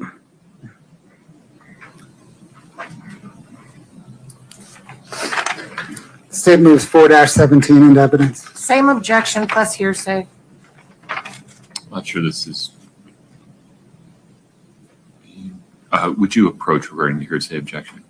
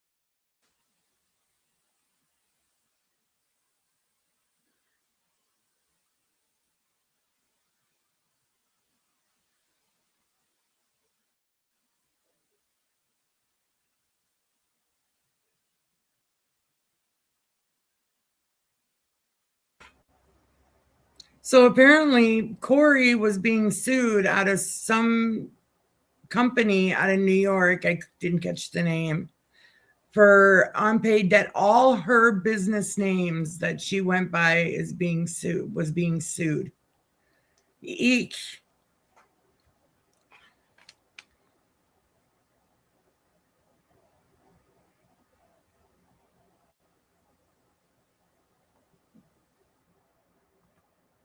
And I think in response to that question and maybe the next one, Ms. Carrington will testify that Kouri Richins Realty's tax return were unhelpful for Ms. Carrington's analysis because Kouri Richins' expense reporting to her accountant was inaccurate. Okay. And then where will we go after that regarding the tax returns? The implication of the inaccurate expense reporting was that her tax returns showed a profit. Then there will be questioning on if the expenses were reported accurately, would they have shown a loss? There's a tax advantage to showing a loss. Why would you want to show, from a tax perspective, why wouldn't you want to take the loss? Yeah. And then Ms. Carrington will testify that You'd want to take a loss. during these time frames, Ms. Richins was trying to attract funding, loans, and a tax return that showed a profit would help her attract loans. Okay. Ms. Nestor, take it from there. Well, now I have a new objection. I imagine you have a couple. I do. Go ahead. So, first of all, absolute speculation as to why, the loops you have to jump through to get that she's over-reporting her income to use it to get funding when there's zero evidence in this case that I've seen that she's ever produced Pause her. there for a minute. Let's assume for the purposes of our discussion for the next few minutes that instead of opining about what was in Ms. Richins' head, Ms. Carrington, based upon her education, training, experience, talks about what real estate investors would need to show to attract funding and whether someone with a balance sheet that looked like Ms. Richins would need funding. So more general rather than specific. Except that in this particular case, I know we have 10 terabytes of information that was produced, but I don't recall ever seeing any evidence that she produced her tax returns to any lenders ever. And if she has seen that, please correct me, but I've not seen it. So if there's no evidence in the case to support this speculation, then it is speculation, it is prejudicial, it's harmful, and it shouldn't come in. But I also think if she's, to whatever extent, for whatever reason, if she's filing false tax returns, that's a crime. And that's another crime, wrong, or bad act under 404B. And again, has zero relevance to whether or not Ms. Richins killed her husband. And so I object on all those grounds. Okay. One step at a time. Addressing these issues in the order that they were raised by defendant. Mr. Bloodworth asked the questions in a way that does not require or invite Ms. Carrington to speculate about what was going on in Ms. Richins' head, but speaks more broadly or generally based upon her education, training, and experience about why real estate investors in Ms. Richins' circumstances might benefit from making their tax returns look a certain way versus another. Any clarification on that? No, yeah. Okay. That resolves the speculation objection. Next, moving to the 404B issue, the court determines that evidence regarding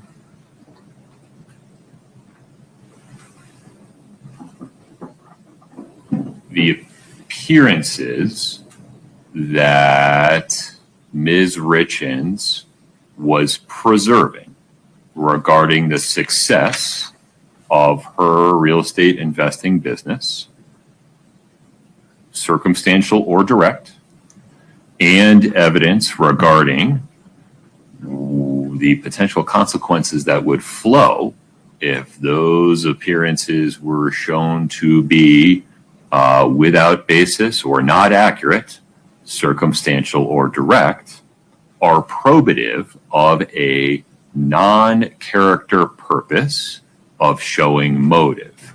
That is, that she, put bluntly, needed money to maintain appearances and to prevent the financial calamity that would show that these appearances were not accurate and the personal consequences that would flow from that. In so ruling, the court is summarizing the reasoning that it has already put forth in much more detail with citation to Utah law in its ruling on defendant's motions in limine and in its ruling on the state's motion for additional findings and conclusions regarding the intrinsic evidence issue. And the court incorporates by reference that reasoning and those authorities. However, to make sure that the jury does not inadvertently and improperly revert to a propensity-based drawing of inferences, Ms. Nestor, do you want me to make another instruction that makes specific reference to the taxes? Yes. Okay, so may we agree that the court will give an additional instruction to the effect of, you are about to hear evidence that defendant's representations related to the tax returns of her business were not accurate, and then the standard form language after that. Yes, sir. Any objection, Mr. Bloodworth? No, Your Honor. Okay. Ms. Nestor, anything further on that issue? No, sir. All right. And then can we just take a look together at Rule 103B?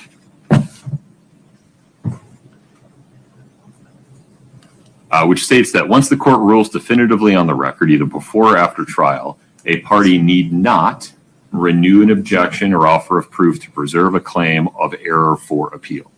I respect genuinely that Ms. Richins disagrees strongly with many of the court's pretrial rulings. That disagreement has been preserved for the record. It will be reviewed on appeal. To the extent defense counsel is worried about having to reassert any of those objections, they need not do so under Rule 103B. Totally respect what you're saying, Your Honor. My only concern is that as we litigated this, we did not go document by document and say, these documents are the ones we have problems with. These are the documents we're okay with. My understanding of our discussion earlier this morning, and I might be wrong, and please correct me, but my understanding was that I was supposed to let the court know when we get to the documents that I think fall under what we've talked about. There are documents in here, as I said this morning, that we don't have any problem with. Most of our demonstrative exhibits, you'll note, I'm not making objections to those. They're coming in sans objection. But some you doubled down on regarding the Barney house. And so it's hard to tell whether you're just reasserting the objection every time or if you're choosing. And that's why on occasion I have to ask whether this is a new or different objection. So I can try to do better about alerting the court if there's a new ground, but I'm still concerned because we don't have a ruling anywhere that I've said exhibit 632 we believe falls under the court's ruling and therefore falls under our objection. We've never done that. So the fear that I have, well, I totally agree. That's what Rule 103 says. I understand I can have a continuing objection, but the problem with that is we've never in any of our litigation said this set of documents. Well, your motion in limine certainly did. It listed about 20 documents, and then I denied it. So you know that those 20 are not a problem. But nonetheless, we are where we are. Right. So feel free to proceed as you are. But to the extent you want another specific ruling because you feel like we haven't discussed it before, you have to say more.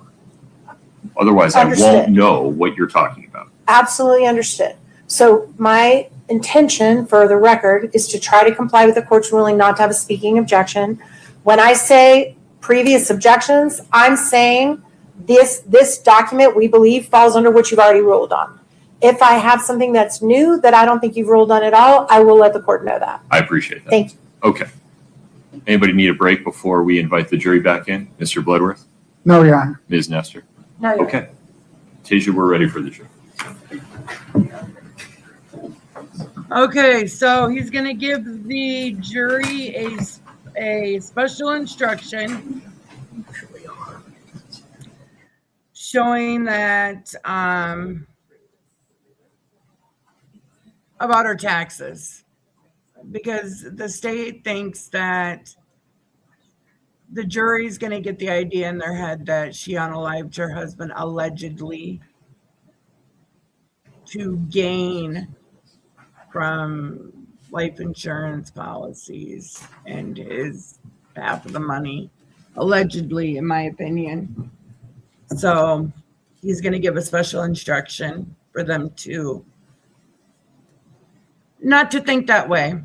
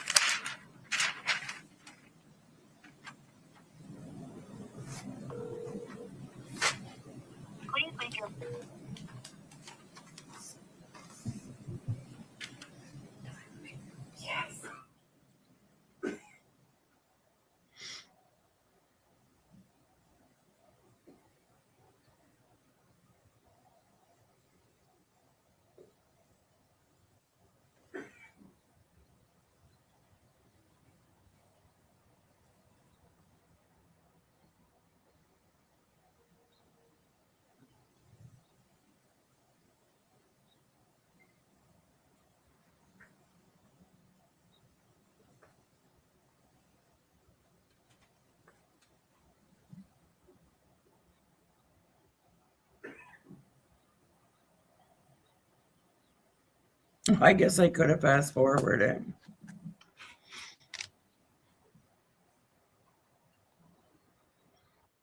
Thank you, Your Honor. Ms. Carrington, let me pick up with that last question. Maybe we'll just answer it again to get back on track.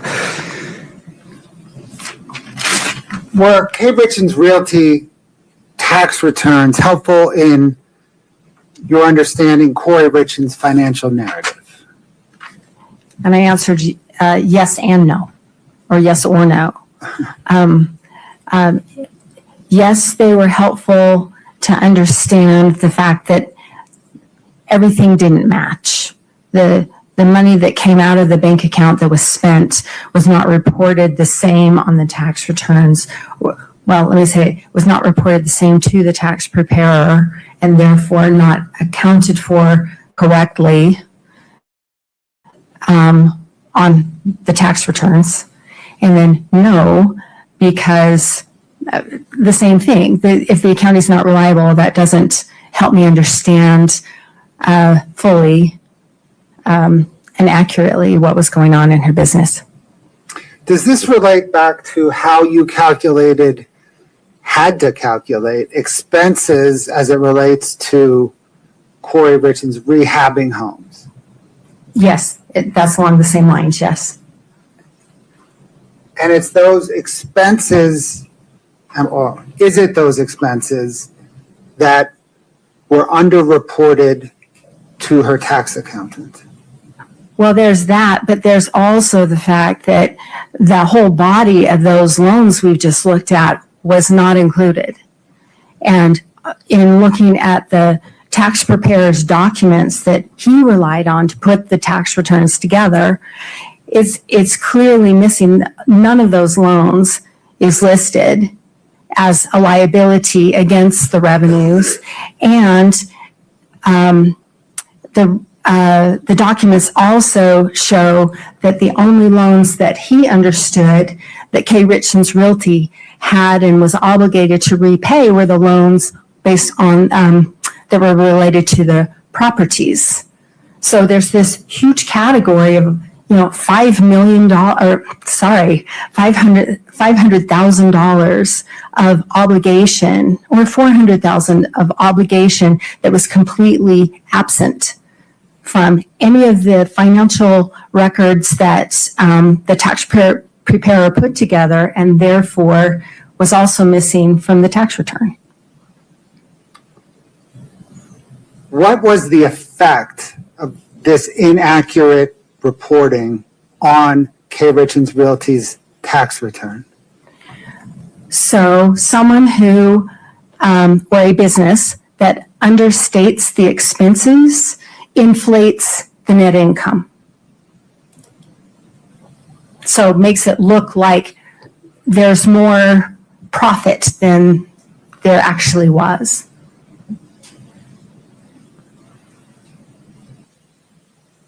Wouldn't there be a tax advantage to having a business loss? Yes, or having a lower net income. Yes.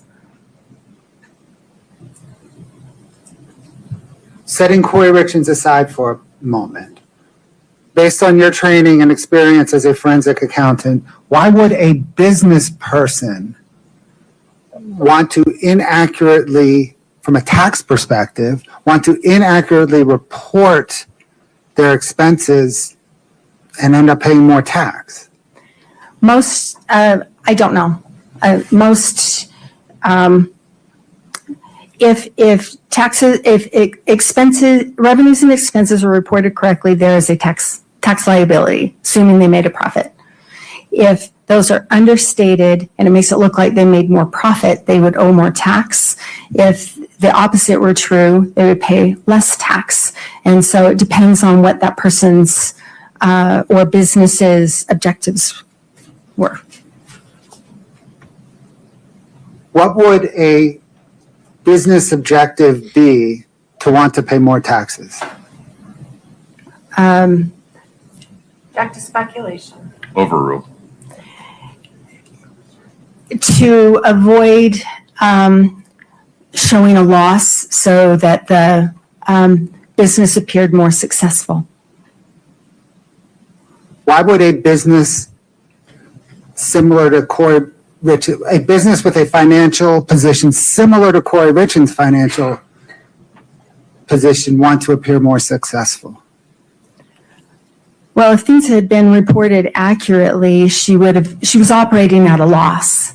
And so that would have been reflected, especially for 2021, that would have been reflected in an accurate tax return, would have shown a loss there. And during the time, especially the tax return that was prepared in the fall of 2021 that wasn't accurate, that's a time when she was actively seeking funding for, she acquired 3 new properties in November, and she, Back to speculation. Overruled. factually speaking, she acquired 3 new properties in November of 2021, adding $1.1 million to her debt. She didn't pay anything toward those acquisitions, so she borrowed everything to acquire those properties. And in December is when she put the offer in on that big house. And so these are months that coincide with the inaccurate tax returns in which new projects were being acquired or contemplated and funding was being sought for those. Did you investigate whether Kouri and Eric Richins had any tax liabilities? Yes, Did they? yes. Do you know about how much? I know at least number. What is the at least number?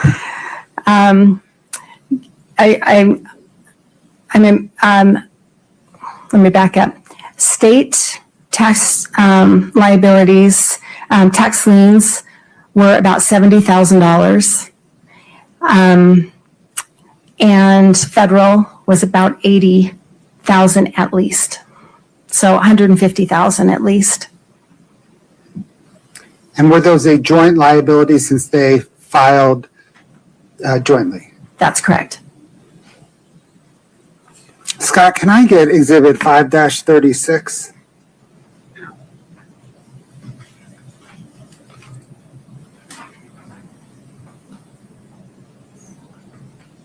Are we frozen? It's possible. Let me fix that. My apologies. Or maybe it's a scroll down problem.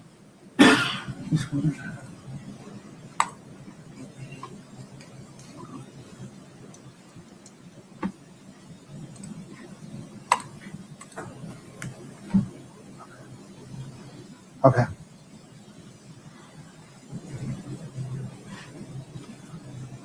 Ma'am, do you recognize that document?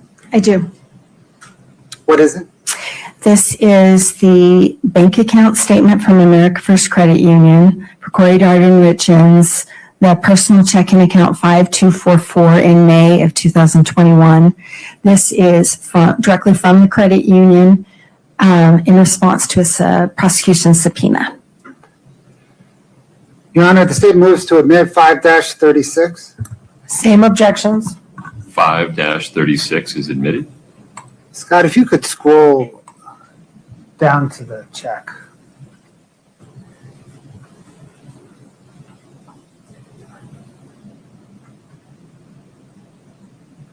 Yeah. Ms. Carrington, what is this? This is a check from the C&D Stonemasonry account, and it's payable to Eric Richins, dated April 29th, 2021, for $36,000. And the memo on it indicates taxes TC-546, and that tells me that's a Utah State Tax Commission payment. And based on your analysis, did C&E provide Eric and his business partner, Cody, for that matter, distributions in order to pay their taxes? Check to hearsay. I don't understand the hearsay objection there. That's how she knows. They told her. Why doesn't lay some foundation for how she knows? Did in reviewing the C&E accounting materials show that C&E distributed to both Cody and Eric Richins estimated tax payments?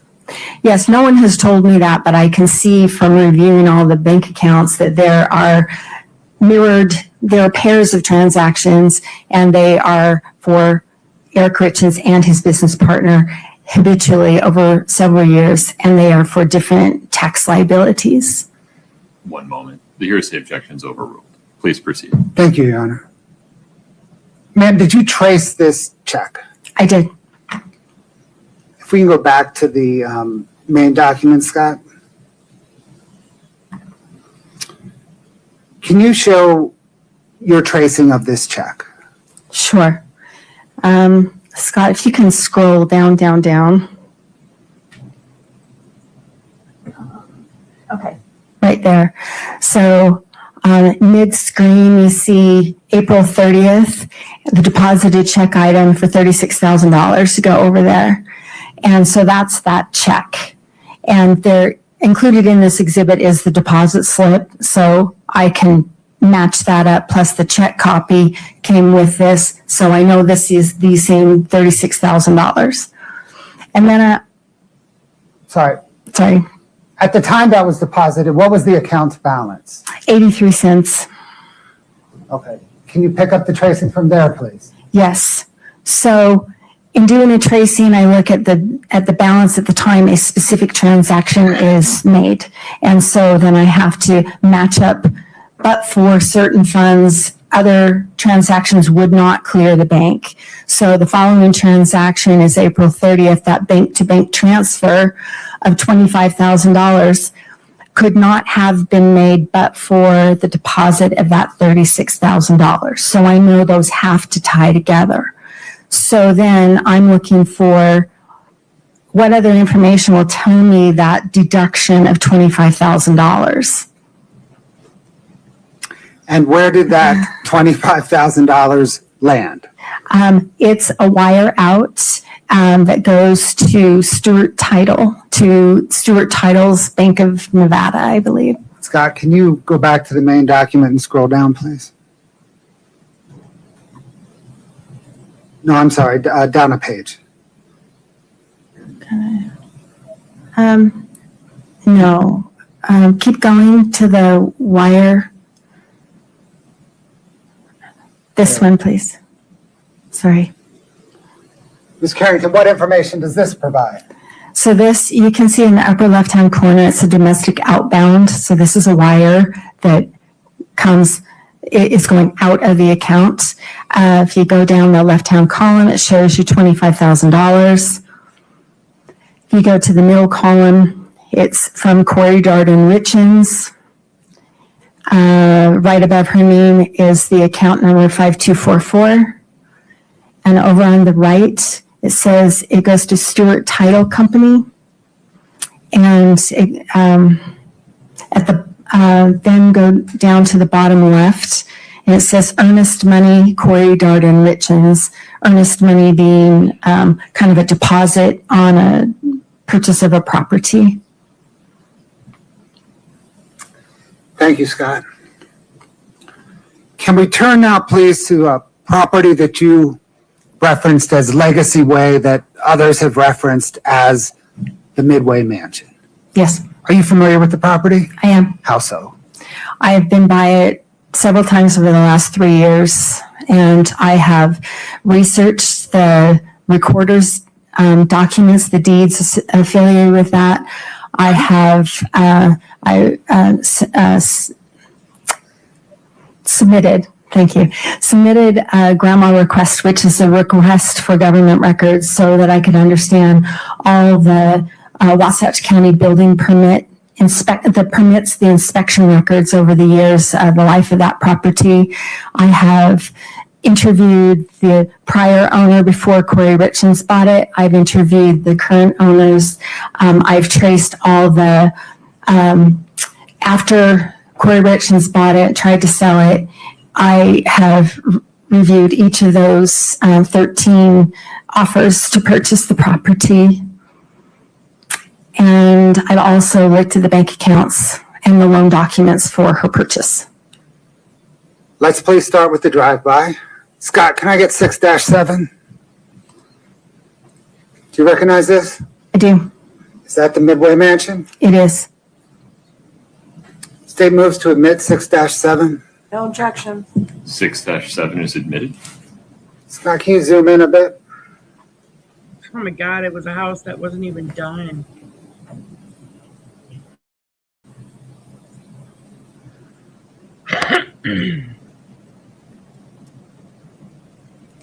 Scott, can I get 6-8, please?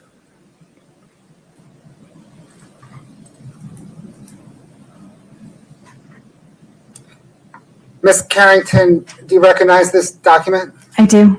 What is it? This is the real estate purchase contract, commonly known as a REPC, that K. Richins Realty submitted as her offer to buy the property in December of 2021. The state moves to admit 6-8. No objection. 6-8 is admitted. Scott, if you could zoom in, please, on that first kind of top section. Ms. Carrington, what information does this provide? So this tells us in the far upper corner, this is Sierra, and that's the bait stamp that identifies that this came from Sierra West Capital, Matt Strong being their primary lender. It gives, and then if you go first line kind of over on the left, 2/23/2021 is the date. Kouri Richins Realty is the buyer. Douglas Roy Lance is the seller. And then a couple lines down on the right says the earnest money deposit of $50,000. And then as you go down, it gives the street address is 106 North Legacy. That's why I call it Legacy Way. It's in Midway. That's why people call it the Midway Mansion. And then the parcel number, et cetera. Then it says C addendum. We'll get to that one in a minute. But Scott, if you can scroll down. What information does the purchase price paragraph provide? So it tells us what the agreed purchase, well, the offered purchase price is $2.9 million for this property. And then the accounting on the left shows that there's a $50,000 deposit, and then the balance will be paid at settlement, and then the purchase price there. And then I know that this is accepted because it's got initials on both and the dates on both, the buyer and seller. Scott, can you just scroll down all the way through the next page?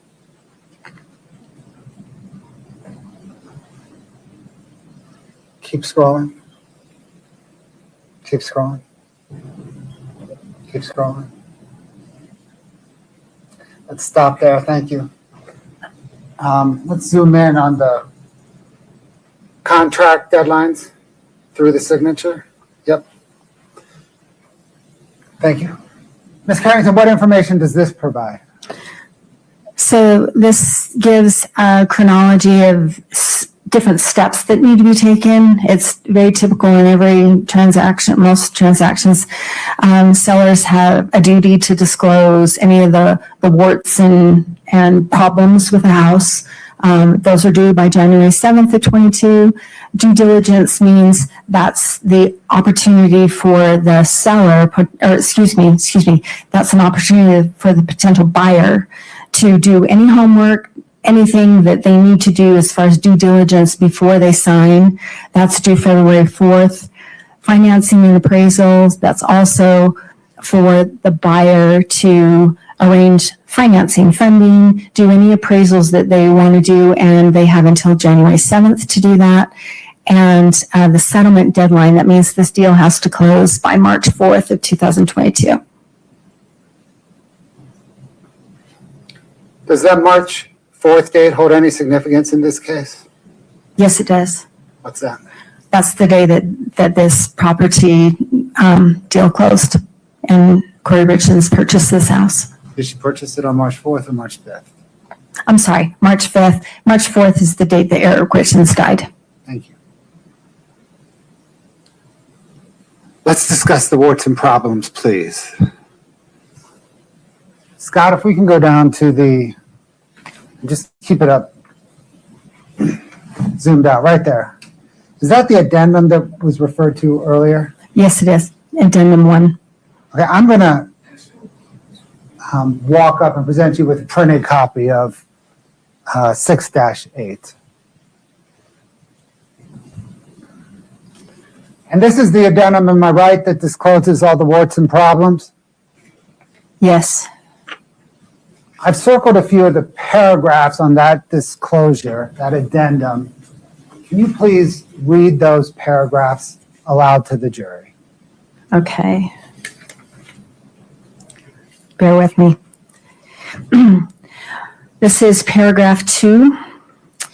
Buyer is to acknowledge and affirm and agrees that these parcels, parcel 1, parcel 2, are sold as is. Buyer acknowledges, affirms, and agrees that both building structures have extensive vandalism, theft, as well as flooring and other structural concerns that may need or will require replacement or repair. Due to delays in construction and the permitting/approval process, the structures have been idle, exposed to the elements, and are not habitable, and are also suitable in many ways for continued construction. Damage has occurred because of the idle status of the projects. Buyer affirms buyer's intent in moving forward with the building project or abandon the project altogether based on buyer's own investigation of said structures in their state of idleness, disrepair, unfinished, and uninhabitable quality.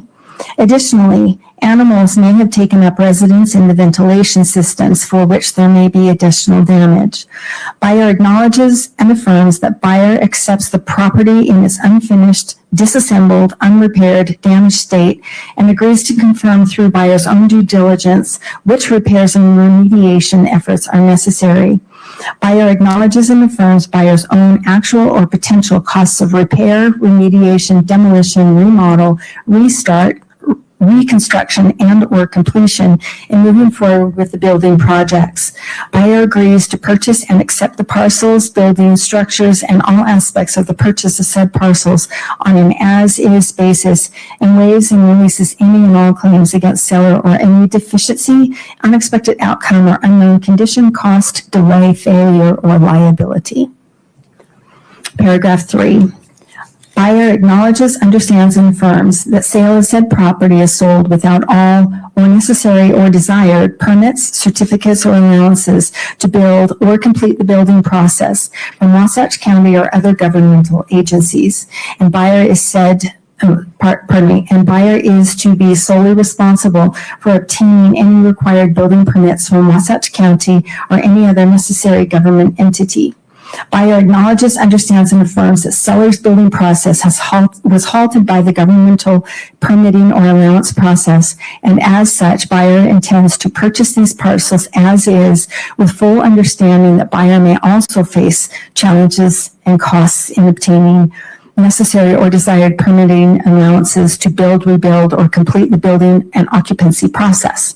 Buyer acknowledges, understands, and affirms that the structures do not have certificates of occupancy, necessary approvals through all required inspections, and other indicators of structural habitability. Paragraph 4. Buyer acknowledges that seller has been working with the Army Corps of Engineers over a lengthy period of time and that this entity is currently requiring additional wetlands evaluation of various materials, including water, environmental, etc. The Army Corps of Engineers may require other tests, requirements, and certifications, etc., that are to be completed to their satisfaction. Buyer acknowledges, understands, and affirms that the Army Corps is an independent government entity separate of Wasatch County, and that the Army Corps may require its own permitting, which Wasatch County may also require in order to obtain building permits. Buyer acknowledges, understands, and affirms that the Army Corps of Engineers does not monitor or collaborate with Wasatch County in any way. Wasatch County may or may not issue building permits independent of the Army Corps of Engineers. Buyer acknowledges, understands, and affirms that buyer, not seller, is responsible for moving forward with the Army Corps of Engineers and all other governmental organizations that may have oversight or control of the parcels and building projects and occupancy certification processes. Buyer acknowledges, understands, and affirms that the process of moving forward could take considerable time, present costs, delays, hardships, and burdens to buyer. Buyer acknowledges, understands, and affirms that buyer does not require any contribution from or assistance of seller with regard to obtaining all necessary permits, certificates, allowances, or approvals to restart the building process or complete said process and obtain all necessary inspections, approvals, certificates, permits, or allowances. Paragraph 5. Buyer acknowledges, understands, and affirms that the parcels have sewer rights, but that the sewer is not yet hooked up, is below grade, and will have to be pumped. Buyer acknowledges, understands, and affirms all necessary steps to obtain sewer function is the responsibility of the buyer and may be required to be on site on the subject parcels. Paragraph 6. Buyer acknowledges, understands, and affirms that additional or dedicated open space, i.e. wetlands, or other required remediation or mitigation may or will be required by the Army Corps of Engineers, and that to achieve mitigation or remediation, additional properties may be required for such. Thus, a potential off-site property may be obtained by the buyer. And if not on an additional off-site property, then remediation or mitigation may or will be on site the subject parcels.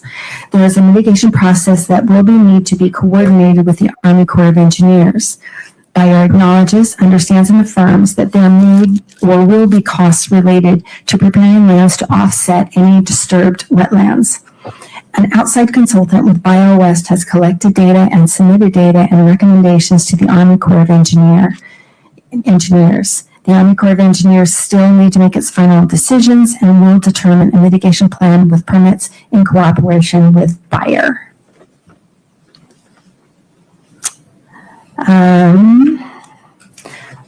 Paragraph 12.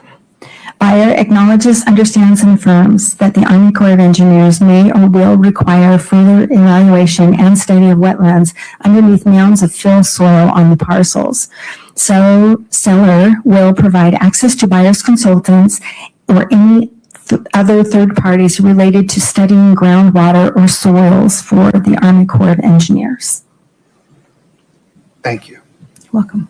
Ms. Carrington, in your experience reviewing REPCs, have you ever reviewed a REPC like that? No.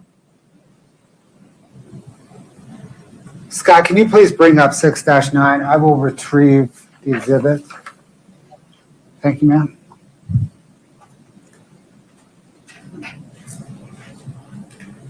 Ms. Carrington, do you recognize exhibit 6-9?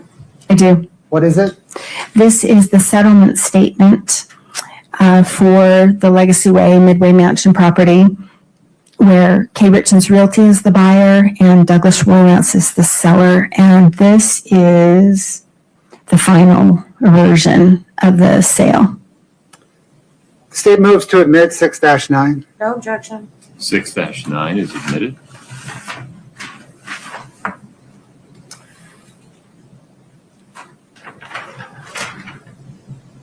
Ms. Carrington, what information does this present? And if it's easier to step down, please do it. I don't know what's easiest.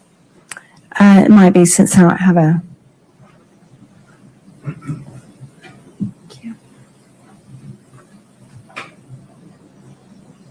Okay, this is not actually as complicated as it appears.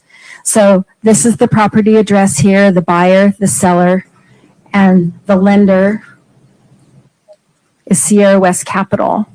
So that's the Sierra West Matt Strong stuff. So now over here shows the settlement date and the disbursement date as March 4th of 22. And then this is the internal file number at the title company. This shows the sale price. This is the buyer's version. There is a seller's version, but this is the buyer's version. This is the sale price of the property at $2.9 million. And then here shows 2 of the 4 loans on this property. So here's the original loan from Sierra West to this $2,624,850. There's another lender from the Burns, and that loan is $420,000. These are some prorations. This section here, are you all right if I keep going? Please, what's that section there? This section, these are the fees associated with these loans. So the first position lender is Sierra West Capital, this $2.6 million loan. They charged $124,850 at the outset just for the loan. And then on top of that, it accrues interest going forward. It's a 6-month balloon.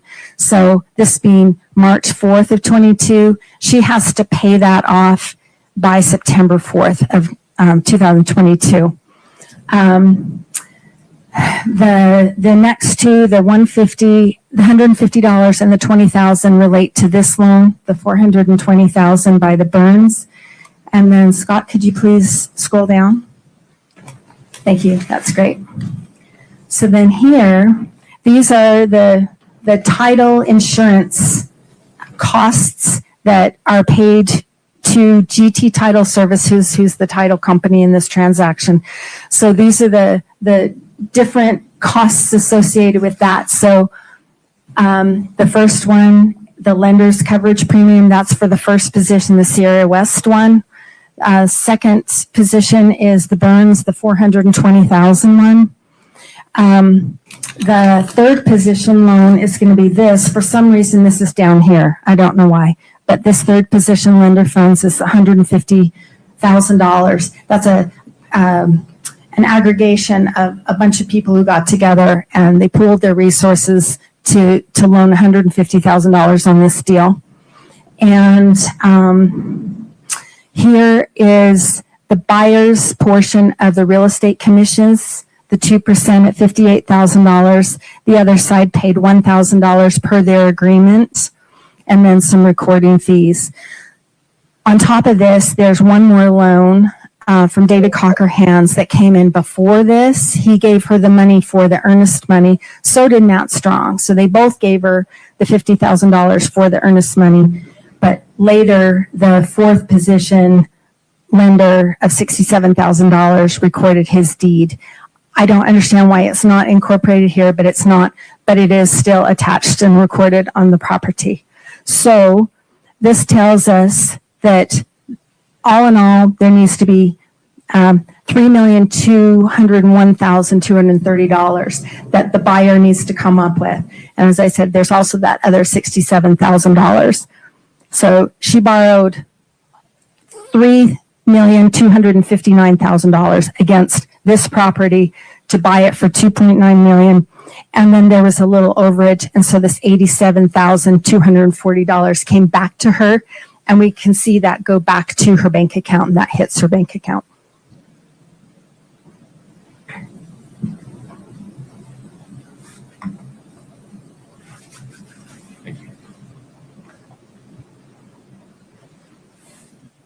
So does this show that she borrowed $3.2 million from other people to close on a $2.9 million house, and at closing she walked away with $80,000? $87,000, yes. On the day that the Midway Mansion closed, how much was it worth? $2.9 million, because that's what she paid for it. That was the agreed price on that for that transaction. Is the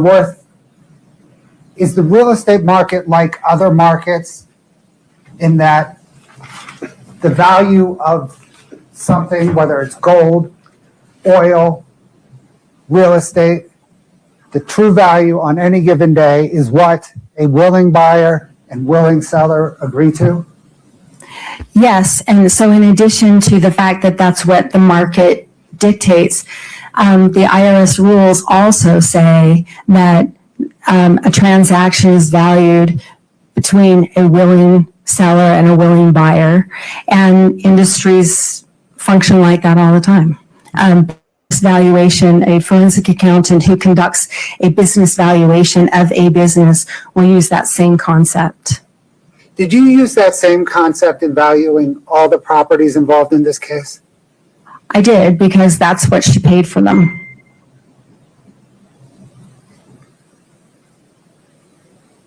Scott, can we get 5-114, please? Sure. Bless you.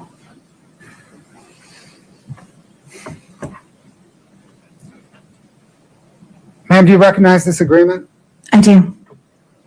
What is it? It is a loan agreement reflecting that large loan between Sierra West Capital and Kouri Richins Realty. And this was a response from the title company, Griffith and Turner Title, in response to a prosecution subpoena. Your Honor, the state moves 5-114 into evidence. No objection. 5-114 is admitted. And just, Scott, yeah, perfect. So this is, am I right, is this the loan agreement between Kouri Richins Realty and Sierra West for the Midway Mansion? It is. And Sierra West was the biggest lender at $2.6 million. That's right, yes.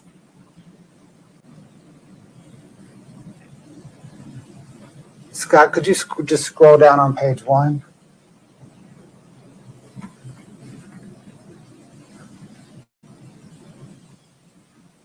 Scott, could you go to page 12, please? And is this part of what is, are we looking at what is known generally as a closing packet? Yes, that would be consistent, yes. These are the closing documents on the Midway Mansion, at least this, the closing documents for the largest fund are on the Midway Mansion. That's right, yes. And is this the signature page? Yes, it is. And is that signature notarized on the 5th of March? Yes, that's correct. Scott, can you go to page 21, please?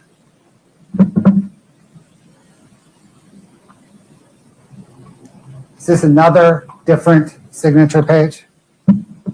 Yes, this one is basically acknowledging that the company that's buying this authorizes Kouri Richins to act on its behalf.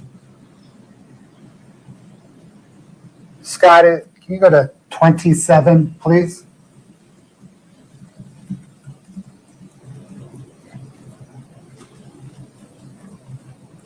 Is this yet another signature page in the closing documents?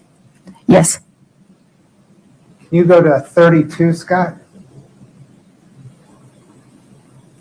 I'm sorry, let's go to 32. 32.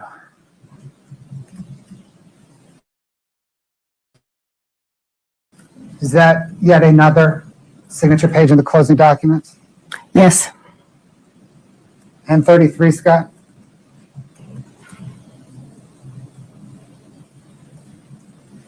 Ms. Carrington, is that yet another notarized signature page in the closing documents? it is. Thanks, Scott.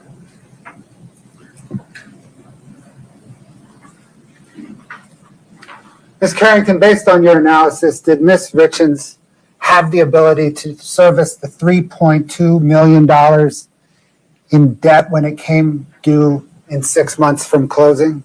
She did not. Scott, can I get 2-14, please?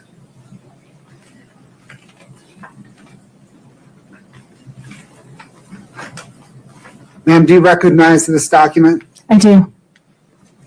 What is it? It's an email string between Matt Strong and Kouri Richins that was returned pursuant to a prosecution subpoena from COS Capital and Matt Strong. And does this email string in part discuss how much money Kouri Richins estimated would be required to finish the Midway Mansion? We can scroll through it.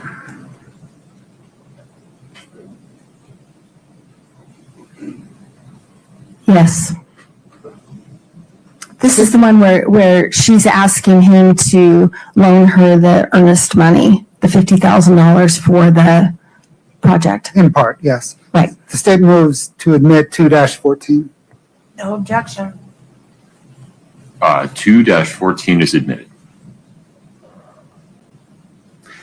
Scott, can you publish the part you had highlighted on our screens?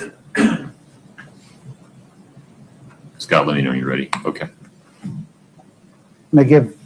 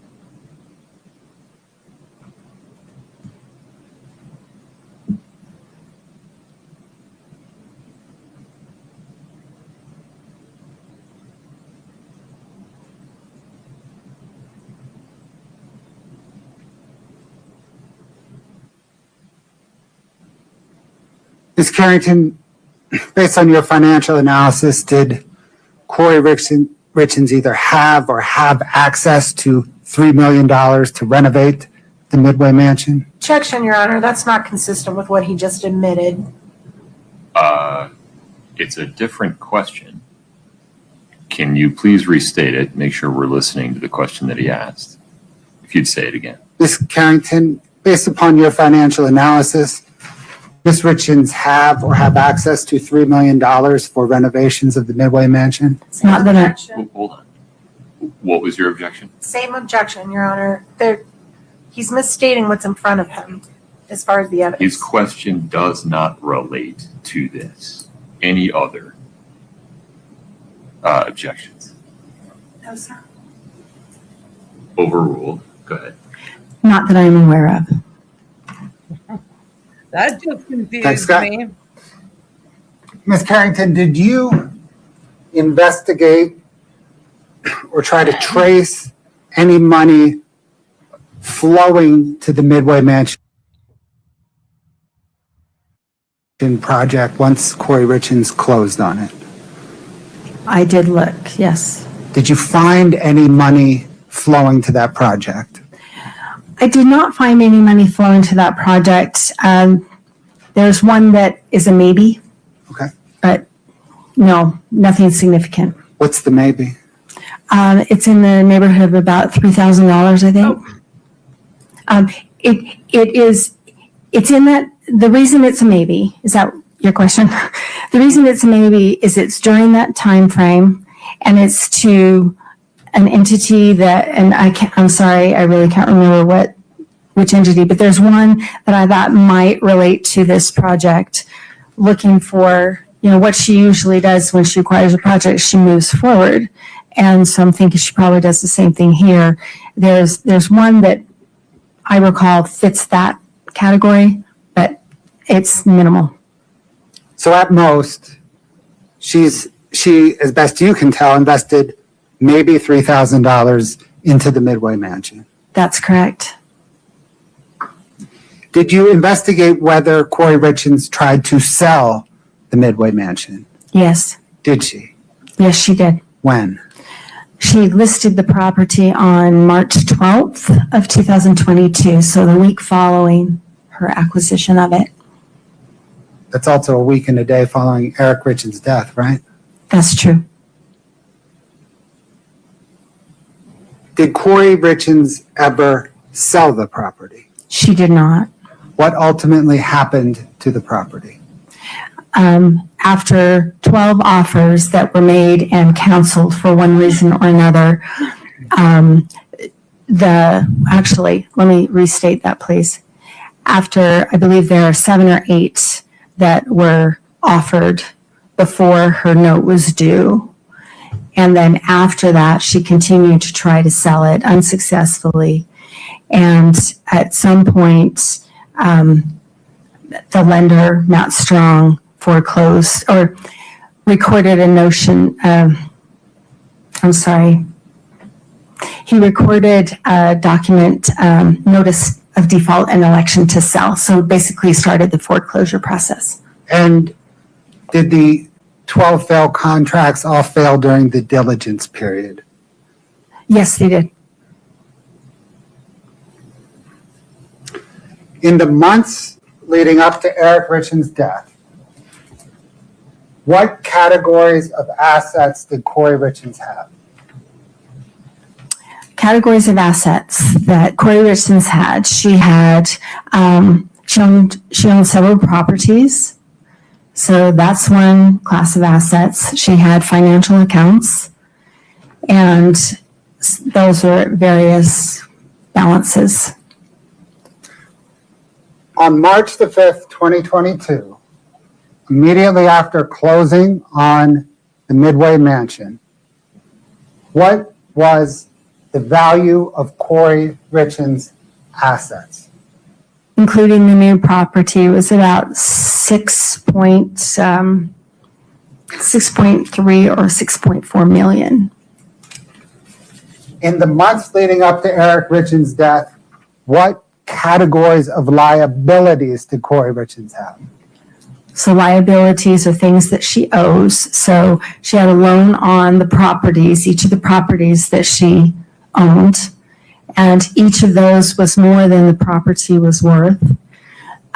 She also had all those payday loans that we've talked about, and she also had different lines of credit that were by and large all maxed out, not just the HELOC, but also she had some personal lines of credit associated with her checking account. The checking accounts, those were all maxed out, and she also had credit cards that had high balances. On March the 5th, 2022, immediately after closing on the Midway Mansion, what was the amount of Kouri Richins' liabilities?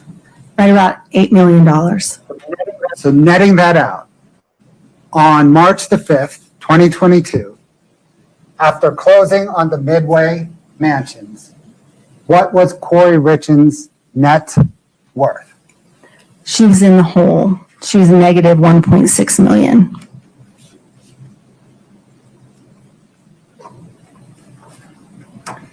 As a forensic accountant, have you formed an opinion as to Kouri Richins' financial position on March the 5th, 2022, after closing on the Midway Mansion? Yes.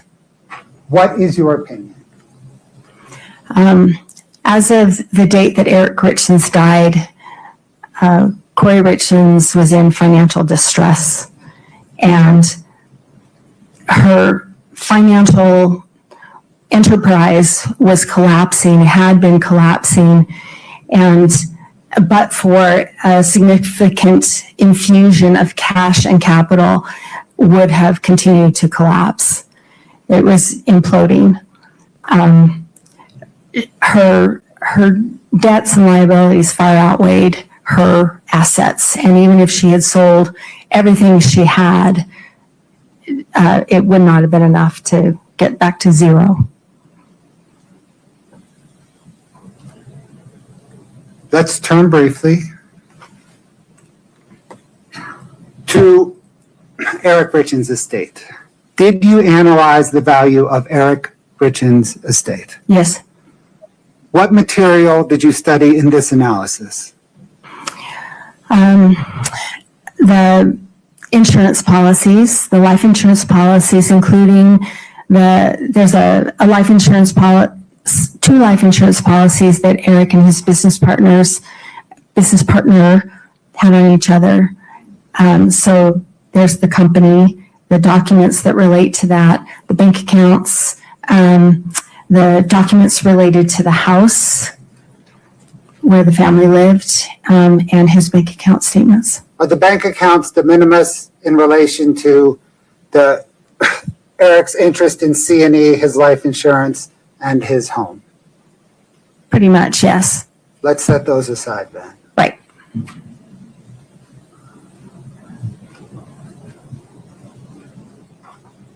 How is Eric Richins' interest in C&E, or how was Eric Richins' interest in C&E determined upon his death? It's based on the value of those life insurance policies, so it's basically $2 million. It's exactly $2 million, wasn't it? It's exactly $2 million, yes.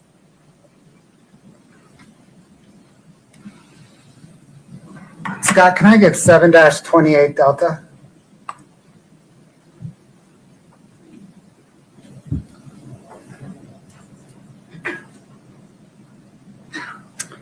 Ma'am, do you recognize this document? I do. Did you prepare it? I did. What material did you use to prepare it? The insurance policies of each of these insurance policies, the applications for a couple of them, the claim information, and also the payout of these policies. Your Honor, the state moves to admit 7-28D. Objection. 7-28D is admitted.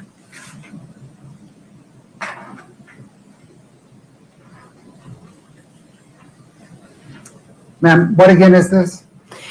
This is just a simple list of the different life insurance policies. I have not included the buy-sell agreement policies, the $2 million that benefited Eric's business partner, but these are the others. Scott, if you could please highlight the claim paid, the policy amount column.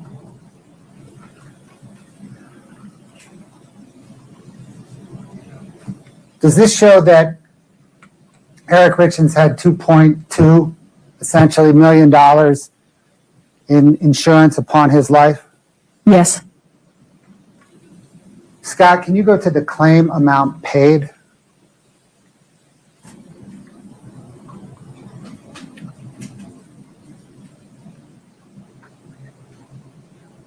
What, ma'am, does this column, what information, ma'am, does this column present?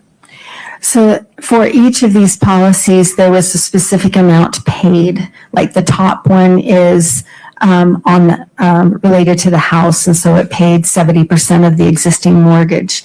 Not the second, but the first. The things that I've highlighted in green are the 3 policies that were paid directly to Kouri Richins. The others were paid, the $500,000 was paid to the Eric Richins Trust. We'll come back. So, well, summing up the amounts of insurance paid to Kouri Richins, was that $1.36 million? That's correct.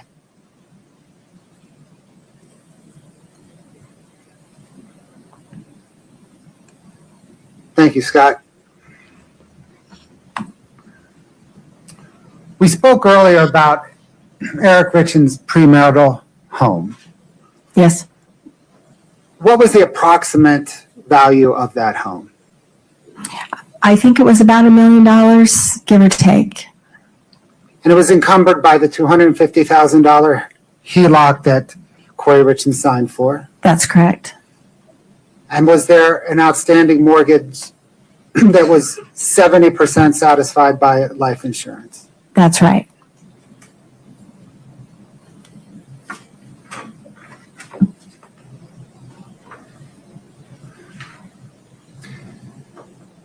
We talked about the $1.3 million in life insurance proceeds that Kouri Richins received upon Eric Richins' death. Did you trace how she used those proceeds? I did. Scott, can you bring up 7-31D? Ma'am, do you recognize this document? I do. Did you prepare it? I did. What material did you use to prepare it? I looked at Kouri Richins' America First Credit Union accounts, and also Kouri Richins' UCCU account where she deposited the $1 million. And I guess that's it. Your Honor, the state moves to admit 7-31D.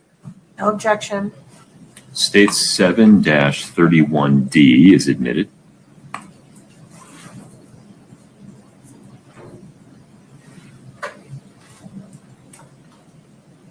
What, ma'am, does this present?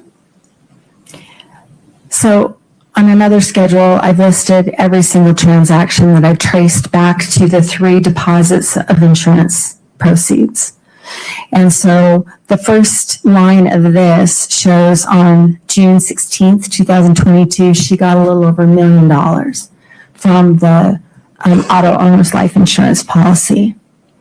And what I sought to show is before the money came in, or as the money came in, how much was in her accounts. So she had $543,000. I'm sorry, let me back up. She got the $1 million in. And then the next one down on June 25th, the $251,000 that comes in.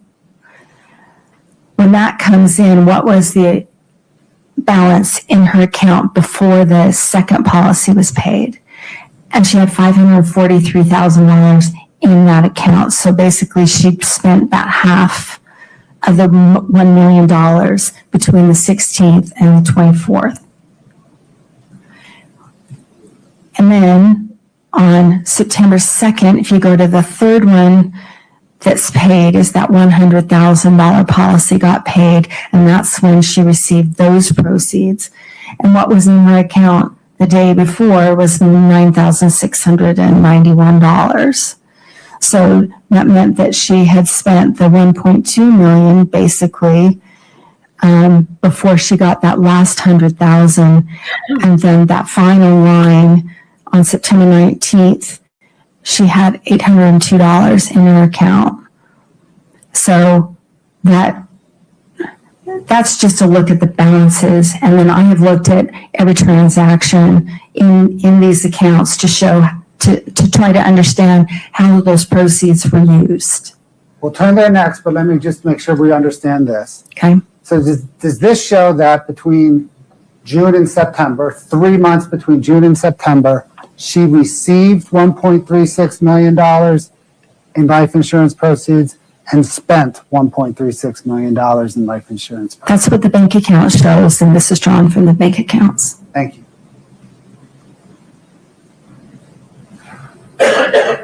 Scott, can you bring up 7-29D, please?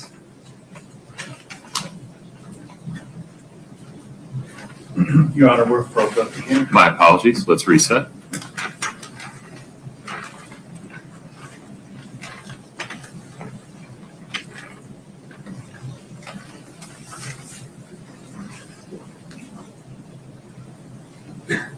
I need you to unplug and plug back in, Scott. Oh, there you are. I apologize. All right, one moment. 7-29D is visible to the witness. Ms. Carrington, did you prepare this document? I did. What material did you use to prepare it? The bank accounts that I just spoke of, the America First Credit Union accounts, and also the UCCU account. Your Honor, the state moves 7-29D into evidence. I'm sorry, can we just blow up the very tippy top of it, just so I can see the label on it? Thank you, no objection. And 7-29D is admitted. And then Scott, can you split screen the 2 pages? Now, Ms. Carrington, am I right that it doesn't really read left to right, it reads top to bottom? It's a vertical, yes, So this page on the right is really right down here. that's correct. Okay, what information does this demonstrative present? So I wanted to portray the funds that came in from Eric's death, and I've highlighted, and I put in bold the different life insurance proceeds that came in, and then the way those were spent. I have taken everything over $1,000 to try and be brief. Obviously, this isn't brief, but so there are a lot of transactions for, whatever, $700 or $43. Those are not on here. So anything over 1,000 is on. And Scott, if you could go down to the very bottom, so the very bottom of page 2.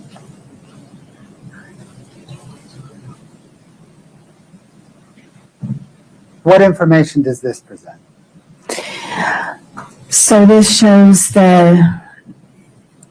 even without putting those de minimis transactions in there, there's 1.3, almost 1.4 use of the proceeds, or that came in, and she spent 1.2, so she spent it all. And then my footnotes here, I attempted to do the same thing that was in that other section, my footnote 2. These are the different accounts that she had, and these are the account balances when the new insurance comes in. Now let's just highlight, Scott, maybe the far left column on the first page.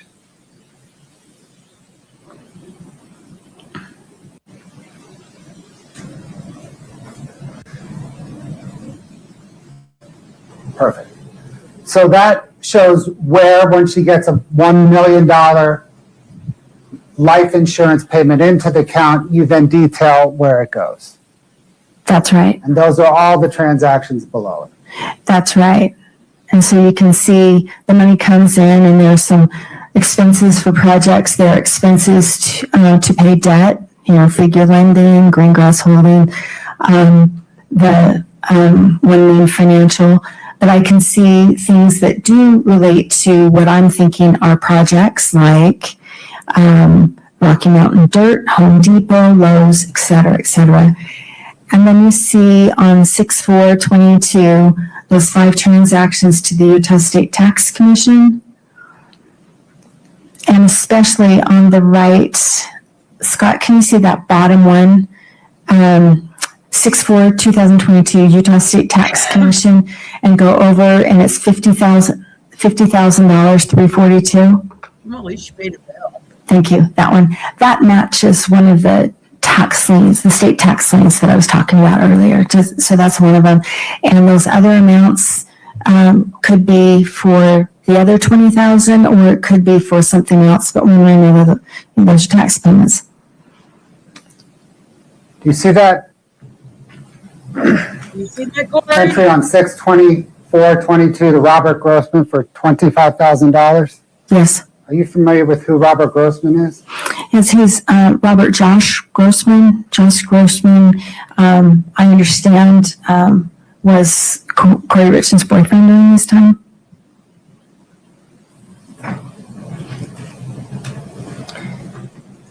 Thank you, ma'am. When you analyzed how the $1.3 million in insurance proceeds were dispersed, approximately how much of that 1.3 million were used to pay debt?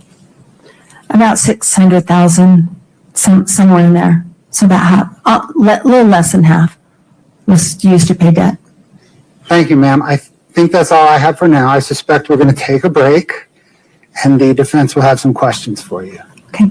Thank you. Ms. Nestor, any objection to taking a break? No, sir. Okay. Please rise for the jury. Let's take a break.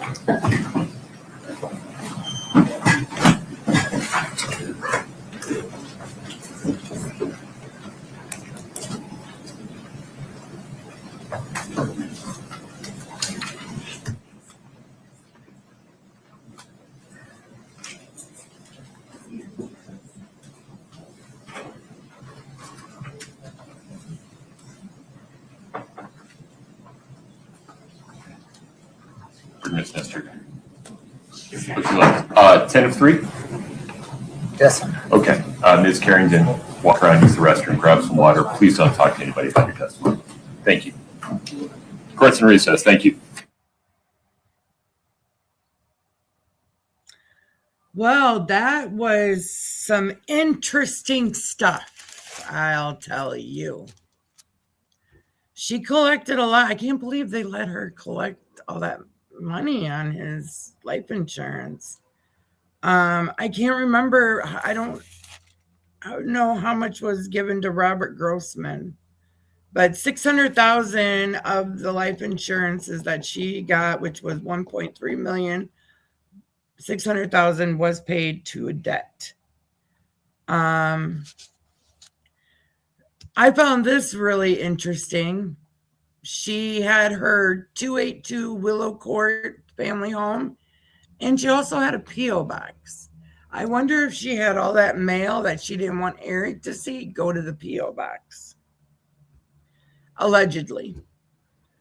That Midway house, man, that was a mess. That was a mess. No wonder why Eric didn't want to get involved. I mean, they had to have the Army Corps of Engineers come in. Kouri, I don't know why she didn't want to claim a loss. Allegedly, she did not want her business to look bad. But I don't understand who. I mean, your tax is your business, right? So that was that. In November of 2021, she acquired 3 new properties, acquiring another $3 million in debt. Isn't that wild? I keep losing my internet.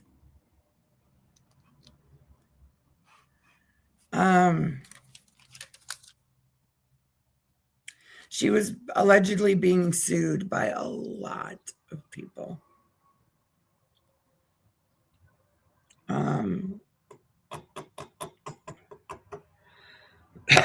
So her aunt, Doreen,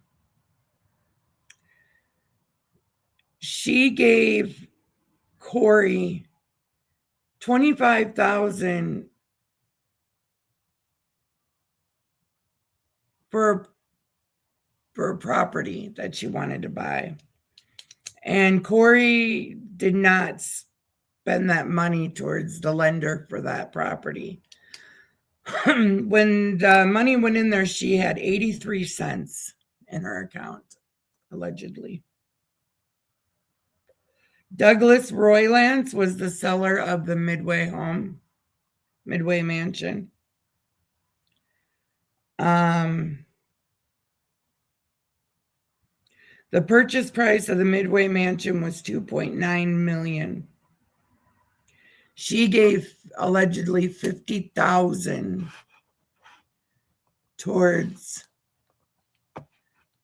the loan, and she had 6 months to pay it. She did not.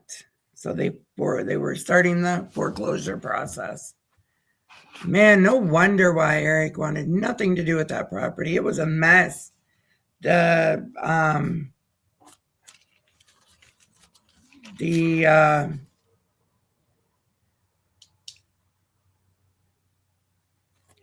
where did I put it? The sewer was there, but it was old, had to be updated, had to be pumped. Just all kinds of things had to be done to this property. I mean, it was walls. That's all it was. I don't even think there were doors. Animals living in it. My God. All right, let's get this break over with.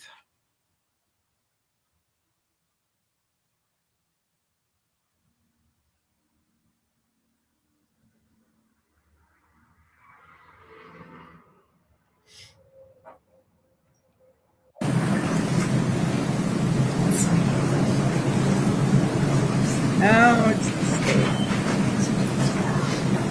All right, folks, have a seat. Thank you. Ms. Carrington, you're still under oath. Yes. Ms. Nestor, please proceed. Thank you, Your Honor. May it please the court.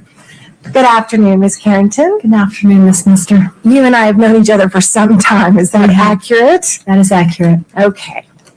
So I'd like to talk to you about how you got involved in this case. Is it fair to say that you were brought into this case by the gentleman who was working as a private investigator for the trust for the estate?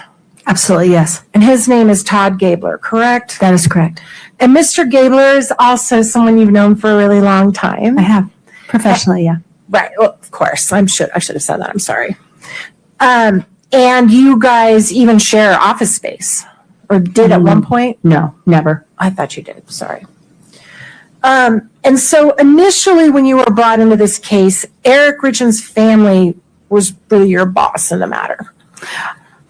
I wouldn't look at it that way. I was hired by their attorney, Crystal Bowman Carter, after Kouri initiated the lawsuit. That's when I came in. But the work you were doing was designed to assist Eric Richins' family in the litigation. Fair?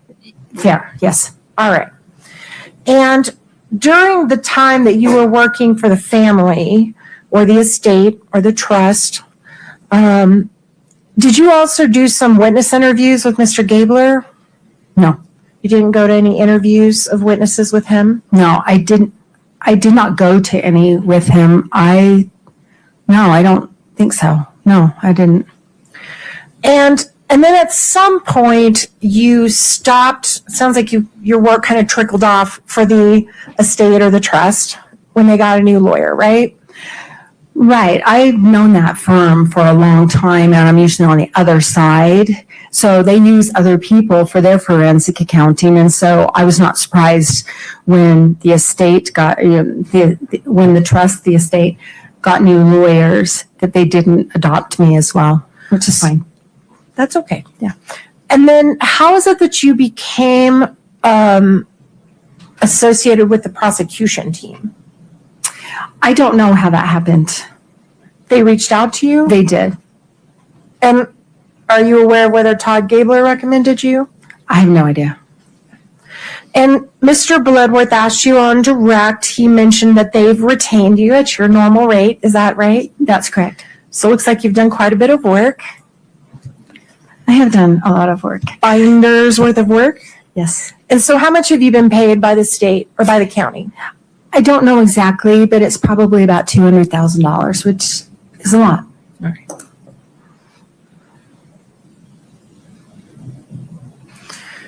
All right, now I want to talk to you a little bit before we get into details about it, the nature of the house flipping business.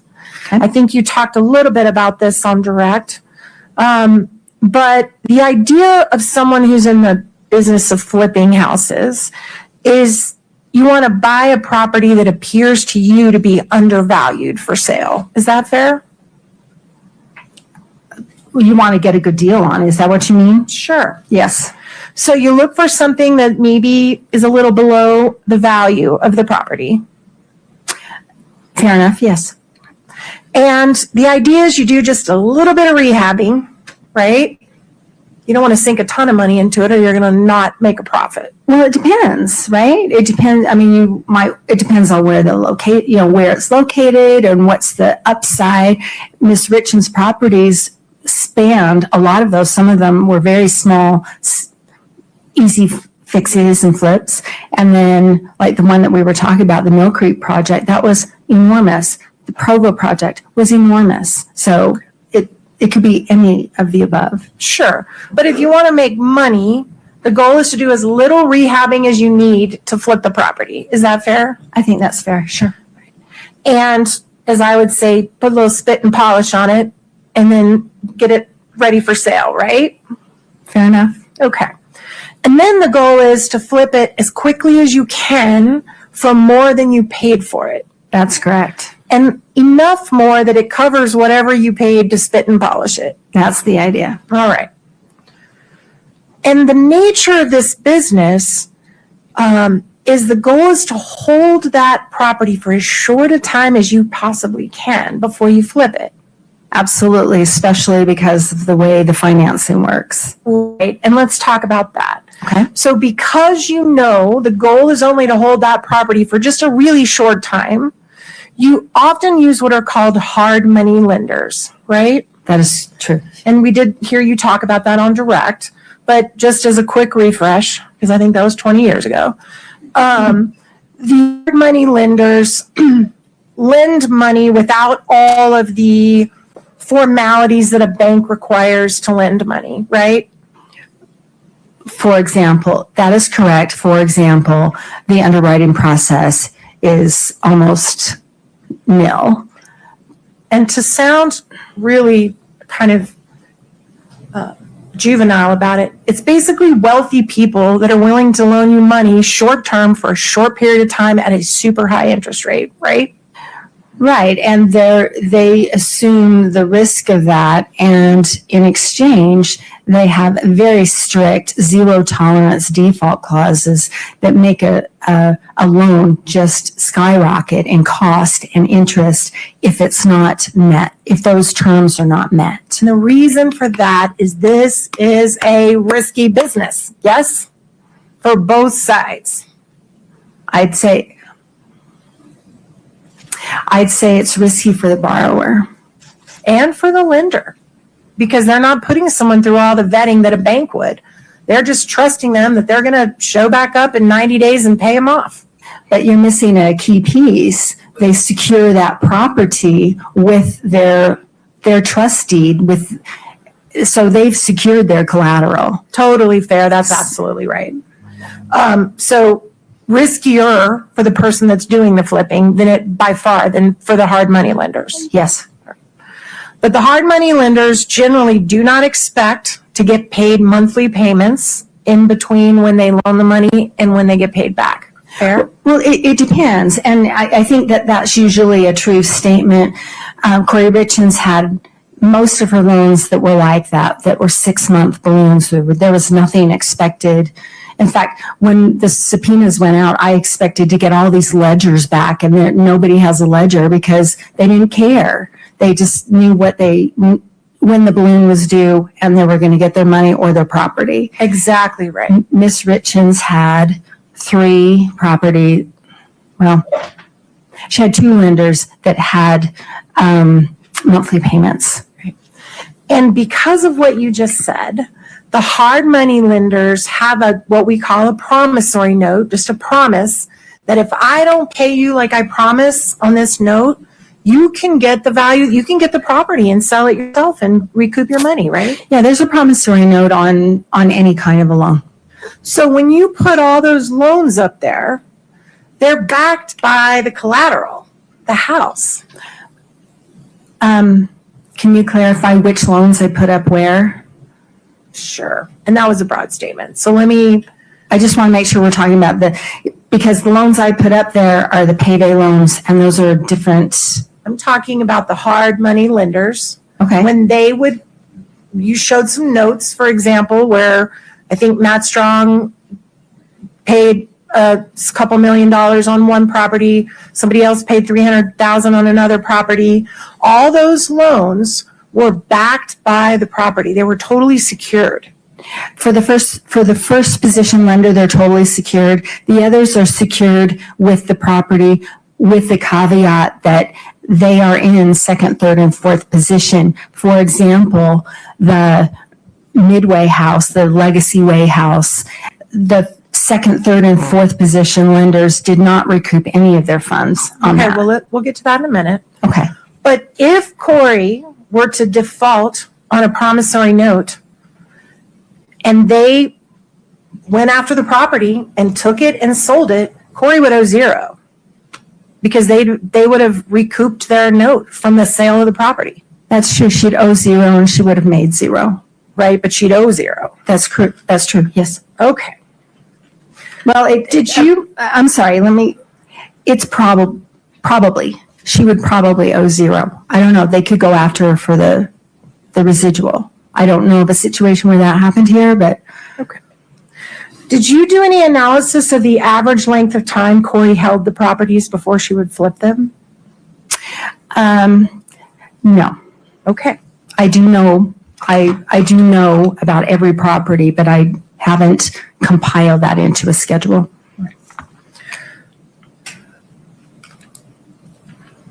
Did you mentioned you interviewed, I believe, some of the hard money lenders, is that right? That's right.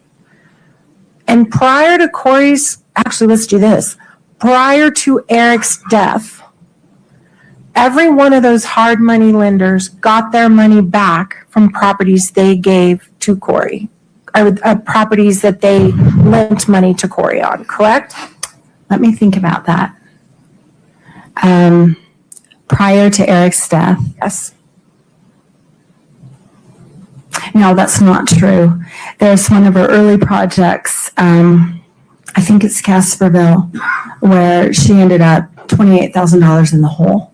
Okay. On that project. So she walked away with no buyer proceeds from that, and that was not a successful project. And I haven't looked to analyze who got what, but that would be a situation where not everybody got their money back. Do you know whether she made them whole with her own funds or in some other way? I have not seen anything that reflects anything like that. So you don't know? I don't know. No. Okay. So except for one occasion, on all these other deals that were done before Eric's death, all the hard money lenders got their money back from the deals they did with Kouri, plus interest. I would say that's probably true, but I may come up with another one. I try not to deal in absolutes.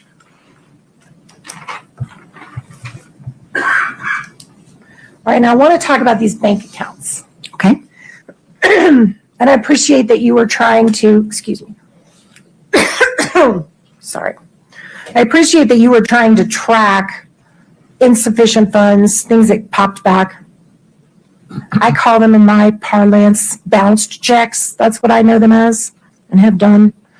When you were tracking these, did you ever go back and see how or if or when they were made whole? They weren't made whole. Okay. So the bank continued to keep open accounts where $300,000 worth of checks were bounced, and that you're saying there's no resolution of that on either side. The bank that sent it, the bank that got it, it's just, they just let her continue to have checking accounts where she bounced over $300,000 in checks. So can I answer your question Sure. with a description? So the Navy Federal accounts really never had any significant money in there at any time that I looked at. So there was no like deposit that came in 2 days later that just missed. There was never an attempt to try and cure that check on the Navy Federal Let side. me stop you right there. Did you ever follow up and find out if Kouri made the person she wrote the checks to whole with another check out of another account in another way? Well, we're talking about a couple of different things. The checks that I'm talking about are the ones that she wrote to herself. Okay. She's the payee. So then, can I come back to that question? I'm trying to answer the prior one. Okay, so on the Navy Federal side, no, there was never an attempt to cure that. Okay, but wait, stop right there. On the Navy Federal account, she was writing checks to herself. That's right. So did you track whether she actually put money in the account where she put the hot check, as I would say, to cover it later? Well, and that's what I'm getting to. Okay. So she writes a set of checks to herself, and they get deposited into either the Kouri Richins Realty 6577 or that Kouri 5244. Those checks go in, and eventually, so they're returned unpaid by the bank, and so that makes the balance go way in the hole. Sure. Eventually, there are funds that go back to the account. That's my point.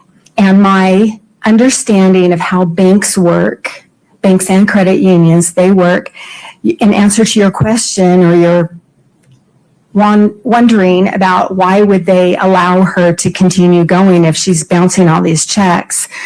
Financial institutions don't look at just this account or just the accounts by this person. They look at the relationship. And so we've also got Eric and CME Masonry and whatever else. And so they will look at it from a business point of view. They don't want to kick her out because they've got another account that is making them money or is being dealt with differently. So that's the answer to your question, why they wouldn't just cease and desist and kick her out of the bank. Because somewhere in these accounts, there's enough to cover these bounce checks, or they would shut that down. The way you were stating that is not correct, and that's not what I just said. Okay. They will look at the totality of the relationship, and they want to honor that relationship. There's not a scenario in which they would dip into C&E's account to pay Kouri Richins or Kouri Richins Realty's checks. So that's an important distinction of where I would quibble with what you're explaining. Okay. I never saw anywhere in your myriad of check statements that we went through that there was one where she was a negative $300,000. So those checks were covered. Yes. No, they weren't. Okay. No, could I please explain what the negative 300,000 is? So it's a simple exercise where I looked at the bank account statements and I just added up the transactions that she tried to pay. And not all of those were paid. A lot of those were returned unpaid. So I'm not making any judgment call. I'm not making any conclusion other than looking at that Kouri Richins Realty account 6577. That is what she tried to pay unsuccessfully without a fee. And then other funds went into that account subsequently. Right. Every time. Well, eventually, yeah. Okay. That's Yes. it. All right. Now, I also noticed when you're putting up all these accounts, I didn't see any of Eric's. Did you analyze how much money Eric had? I did look at their family accounts, and their family account, when I'm looking at an account, it's really easy to try and get kind of a cadence or an understanding of how that account is used and the characteristics of that account. The family account, as opposed to the Kouri Richins Realty and Kouri's personal account, was consistent. It always had a balance. That's where Eric's paycheck went in. Let me stop you right there. Mm-hmm. Apart from Eric's paycheck, where else did all the money from the family account come from? Apart from Eric's paycheck. There were distributions that came in from Eric's work, and there were occasional, I know you've asked me this question before, and Kouri Richins did not put more money into that account than Eric Richins did. Did she put a lot of money into that account? She did put a lot of money into it, yes. And that account was used for family, for paying mortgage, for paying trips, all their personal expenses, right? Not all of them, but that is the family account. That's where the kids' expenses were paid. Not all credit cards were paid from there because not all credit cards were family credit cards. And Kouri was regularly contributing to that account out of her business accounts. I would not agree with that statement. Okay. So we know Eric's paycheck goes into the family account. That's what right. about the other accounts you mentioned for Eric? You said Eric had a separate account. There was a personal checking account, and I had reviewed that initially. It looked like it was squarely Eric's account, and the 5244 was squarely Kouri's personal account, and so I kind of set those aside. She used her personal account for her personal expenses, and he used his for things that appeared to be his. And you do not know the arrangements that Kouri Richins and Eric Richins had as a couple about when they would make money available to each other, did you? I don't. Okay, so how much money was in Eric's personal account? Habitually, there was enough to pay whatever was attempted to be paid from it. I know that my recollection is it had, 10,000, 20,000, something like that. I don't recall it bouncing checks, and I don't recall it going into the negative. Okay, but you did not provide that to the jury to review in terms of assets that were out there for this family. Objection, Your Honor. Based on, Your Honor, can we approach? of course.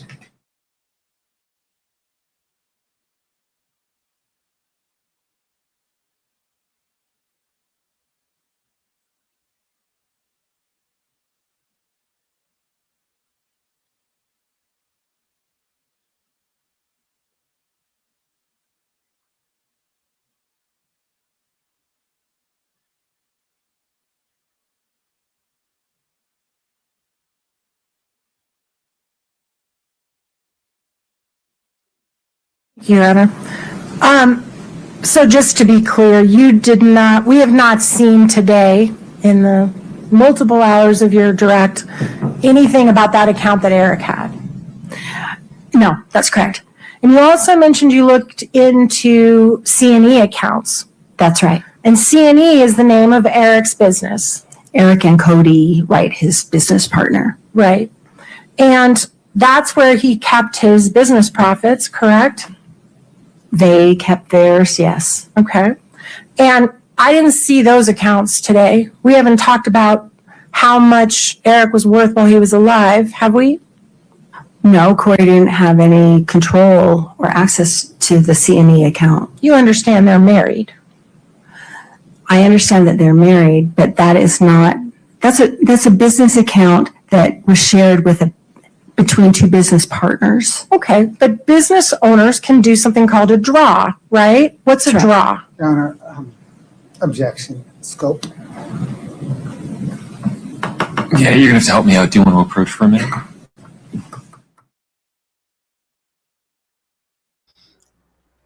Uh-oh. My blood sugar is getting low. I had to have some chips. That shot makes it hard for me to eat. I suppose I went backwards again. No, they're still up there. So we're going to talk about something that's a draw. Hopefully he lets him. I'm not going to piss forward because I don't want to miss him. But I'll write it down.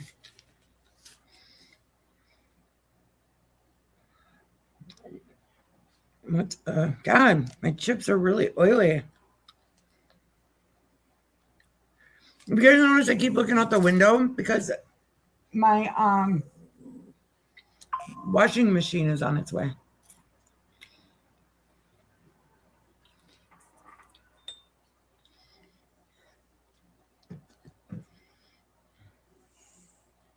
Holy, that's a lot of beans.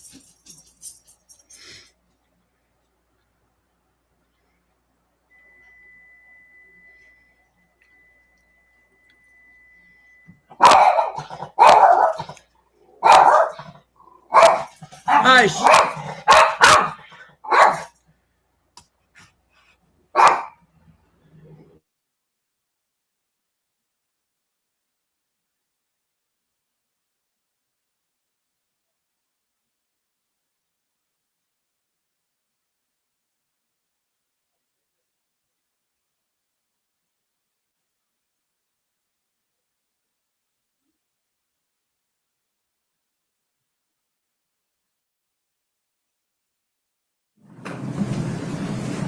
Okay.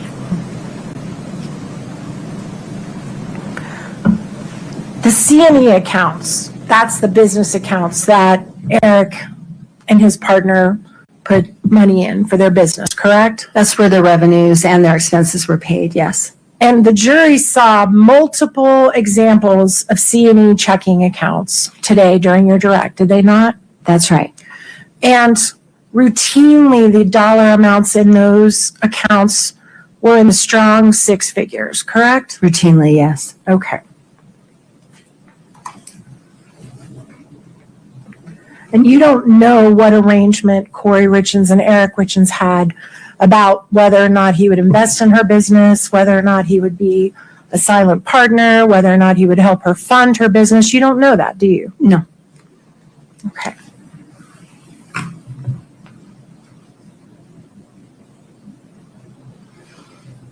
All right.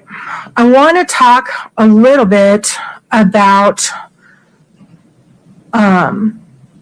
the Barney house, Okay. Chelsea Barney's house. You guys spent a couple hours on that, or about an hour and a half on that today in direct.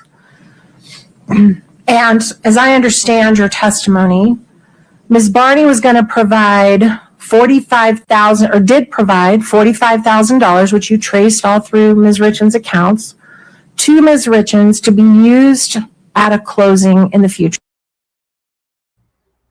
Sorry, I want to just say that I did make a mistake. It was not Doreen, it was Chelsea Barney that did it. That was buying the house and gave her the $45,000. Sorry for the mistake.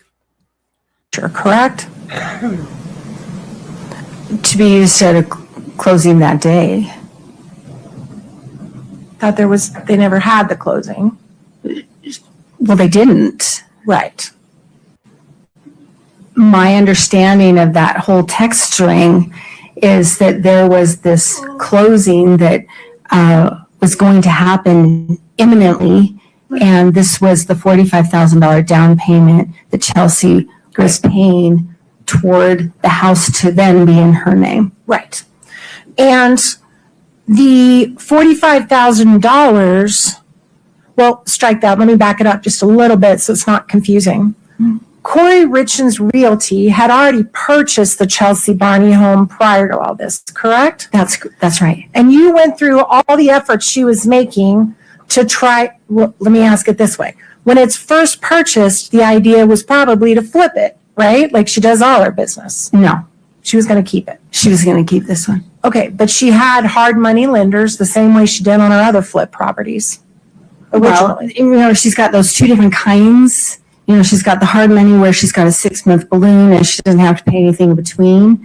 And then she's got the other ones where she has a due date, a maturity date, and she has to make those monthly payments. This was one of those. And so her original loan was due January 8th of 2022, and that's about the time that this transaction with Chelsea's going on. Okay. And as you explained in your direct, she was trying to shop around for a long-term mortgage to get better terms of the mortgage, right? Right, with David Ige and Excel, she was trying to refinance a few things. Right. And while she's looking for a new mortgage package, Chelsea sends her this $45,000, right? No, I think I could be wrong about this. She had been dealing with David Ige since August and September of 2021. It was right about this time that everything just fell apart because he needed wet signatures from Doreen.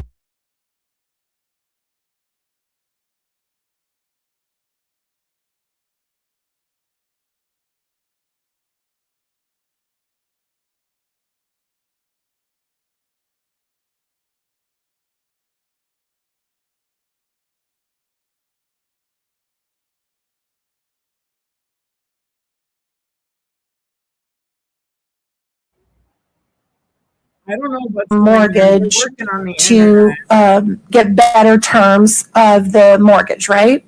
Right, with David Ige and Excel, she was trying to refinance a few things. Right. And while she's looking for a new mortgage package, Chelsea sends her this $45,000, right? No, I think I could be wrong about this.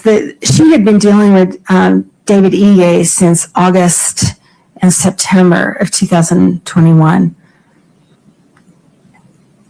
It was right about this time that everything just fell apart because he needed wet signatures from Doreen and he never got those. Okay, And so everything try fell to apart. focus on my question if you can. Okay.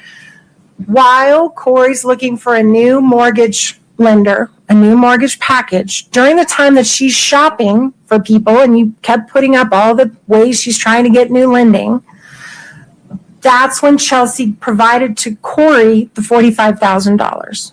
I don't know. I don't know what she's thinking. I don't know what she's doing. What I can say in response to your question is that I'm aware that she had been dealing with David Ige on a number of properties over a number of months. I don't know who else she might have been shopping, looking for a new loan. I know that she had a deadline and she had extended that loan. Okay, I thought you said she was shopping with Excel. She was. Okay, so that's one person she's shopping for, right? You brought that up. I'm not trying to argue with you. Okay. I'm trying to understand and answer your question. You said she's shopping to all these lenders. I don't know that. I know that she was consulting with David Ige and had applied for a loan to refinance a number of properties through him. Okay. And there were 3 different phases with him trying to get that funding. Doreen was brought in trying to get that funding, and it did not come to pass. Exactly. So the $45,000 was not put in a trust account at a closing firm, right? It was given just to Kouri. That is true. And Please wait and let me just ask Sorry. my questions. my apologies. So the $45,000 is given to Kouri, not in trust, not to be held, was given to Kouri, correct? That's right. Okay. As long as Kouri Richins shows up at the closing, whenever it's set, with $45,000, she's complied with her agreement with Chelsea, correct? I suppose that would be true. So if Kouri knows that she's got money coming prior to that closing that will more than cover the $45,000, and she uses the money quickly to pay some quick debt, she still hasn't violated her agreement with Chelsea if she shows up at the closing with $45,000, correct? Your Honor, foundation. Overruled. Go ahead. I believe some of that requires a legal conclusion. I'm not a lawyer, and that's for the jury to decide. if in that scenario that you've described, that would be her kind of floating that money. Right. Just saying, I know eventually I have to come up with $45,000. Right. So in your scenario, okay. Okay. And then what happened before they got to the closing? Do you happen to know? Oh, yeah, I don't know. I'm sorry, that's a big ambiguous question. No, I don't. Okay. I don't know what you're after. Do you know whether Kouri was arrested before they were able to do the closing? Kouri was arrested 14 months later. Are you talking about the closing on Chelsea Barney's house? I think what you're asking me is, so Chelsea Barney gave her the money in January of 2022. Mm-hmm. Eric died in March of 2022. Kouri was arrested in May of 2023, coming out of the title company in which she borrowed $95,000, using that home as collateral. Okay. Along with the Roy house that Kouri also owned. And then she used that $95,000 for debt payments of her own. Okay. So is that the closing you're talking about? Yes. Okay. All right. So then I want to talk to you about the HELOC. Katie, can you please bring up 5-89D? This is in evidence, Your Honor. All right.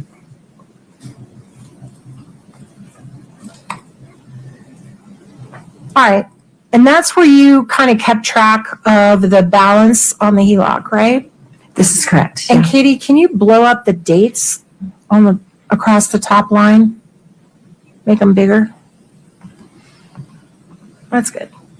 So this begins in March of 2019 when the first 50,000 or so was drawn down out of the HELOC, correct? Yeah, 60,000. Yes. And can I say something about the dates before you continue? No, I appreciate you waiting on my question.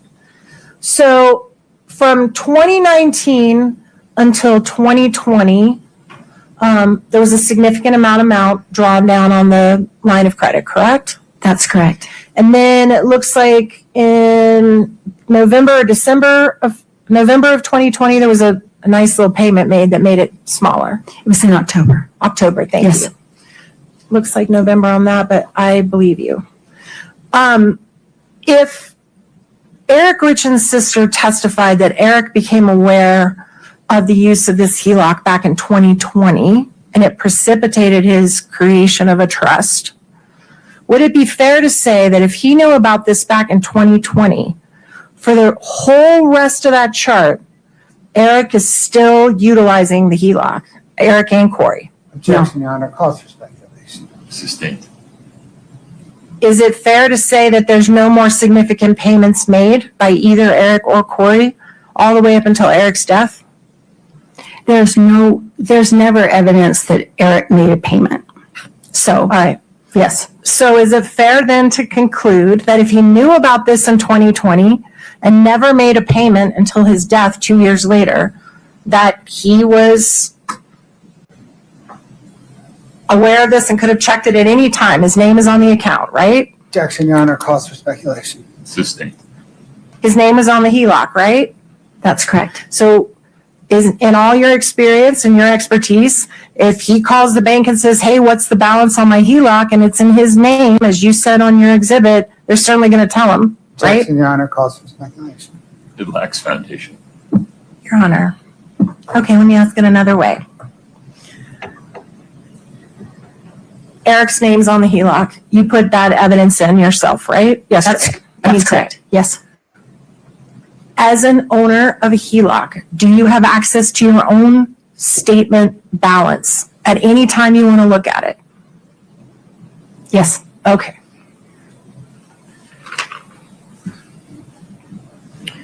All right, now I want to talk about, you can take that down, thank you. I want to talk about the tax returns. And I just want to make sure I got this right, because I hear the word tax and it's not my favorite word. You're basically saying that she over-reported her income on her taxes. Is that fair? No. Well, the net income. What I'm saying is the accounting that she gave to her tax preparer, her CPA tax preparer, for the expenses on her properties did not match what her own notations in her bank account. So because of that error, she paid too much taxes, in your opinion, like a lot too much taxes.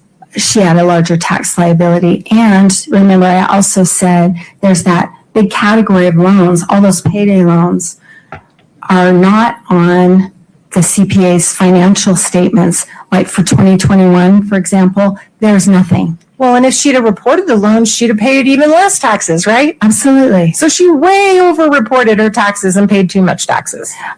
Whether or not she actually paid them, that's a different story, but the tax liability was significantly larger than it would have been had she accounted for everything correctly. And you stated through Mr. Bloodworth that it's possible she did this just to look successful to people. That is not what I said. Okay. And a note about the 2019 tax return, I don't know if it was ever filed. Well, that's a good point. I do know that she prepared it and she did submit it to the government as part of her PPP loan forgiveness. Did you ever review the packet of information of what she actually did submit to her accountant? Yes, I've looked at every page. And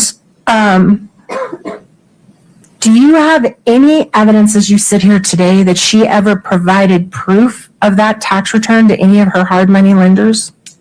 I don't know which, other than giving, submitting it to the government and through UCCU Credit Union for that loan forgiveness. I don't know if she ever showed that to anybody else. So it's fair to say that if she never did, it's pretty hard to argue the whole reason she way overpaid her taxes was to look successful to people if she never shared it with anyone. Fair? No, because you're talking about just that one tax return. Greg White did not prepare that tax return. Greg White prepared other tax returns for her. Do you know how Greg White is related to Eric Richins or to Kouri Wright? I'm sorry, his business partner? No, I don't. Did you know they were family? No. Okay, so now I want to talk about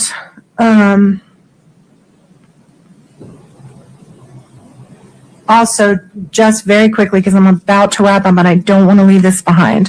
When we were talking about the bank statements that you put on, you don't know, you don't have any personal knowledge as to how Kouri got the C&E bank statements, do you? I do. You know how she got them? Yes, I do. How do you know that? I've interviewed Kouri Wright, and he has, there was a time when, well, there are two reasons why she would have had access to those. Okay, let me stop you. So you're speculating on how she could have gotten them, right? No, I'm telling you what I understand from my work. Okay. Okay, so there was a time when Kouri Wright and Eric Richins, being the business partners, had their wives associated with the back office kind of stuff, doing the books for the business and that sort of thing. And there was a time that those were shifted only to Kouri's wife and taken away from Kouri Richins. When was that? I'm sorry, I don't recall. Okay, so stop there. Okay. The statements you introduced today from C&E were all in 2021. Do you know whether or not Kouri had those responsibilities taken away from her prior to 2021? I don't remember what he said. Okay, so if her responsibilities were taken away from her by 2021, do you have any knowledge of how she would have gotten those C&E bank statements? My understanding is the family computer at the house was actually the C&E, a C&E laptop, I should say. And I don't know if it was the C&E, but it was a C&E. So she could have pulled it off her husband's computer, right? That's possible. Or her husband could have pulled it off his computer and handed it to her. he could have. That would have been a really curious thing for him to do. Okay. But you don't know? No. All right. Now I want to talk about the profit and the taxes, the profit and loss analysis, all of these things that you were doing. Is it fair to say that someone who's not a you, someone who's a me, who barely can balance their checkbook, that we judge our success on what we report to the IRS every year? Do we make money? Do we lose money? Is that fair? 1 second, Ms. Carrington. Cutting calls for speculation, not sure foundation, not sure where we're going, really. I'll give Ms. Nestor some limited latitude. Let's see where this goes, Ms. Nestor. Is that fair that the average person that's not a financial expert, if you said, did you have a good year financially, you look at your taxes and say, yeah, I made money this year? I think first it would be, do I have money in my bank account and can I pay for groceries after I pay my car payment? Okay. That sort of thing, if you're talking about just the average kind of concerns that a person or family would have, I will say yes, that what you're talking about does play into that. I don't know if that's the first place I would look.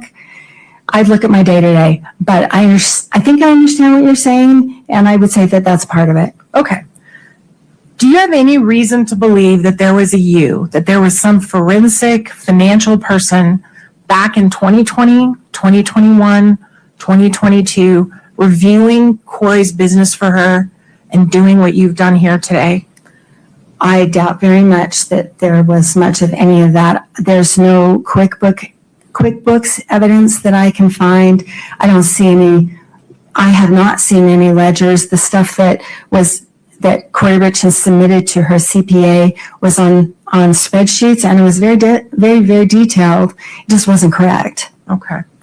So, and you certainly concede that what you're doing here today is looking backwards in time and trying to analyze things that happened in the past with someone you've not been able to talk directly to, correct? That is correct. I've not spoken to Kouri Richins. So you don't see in all the hundreds and thousands of documents that you reviewed to come up with your conclusions today, you never saw any suggestion that there was someone auditing her business?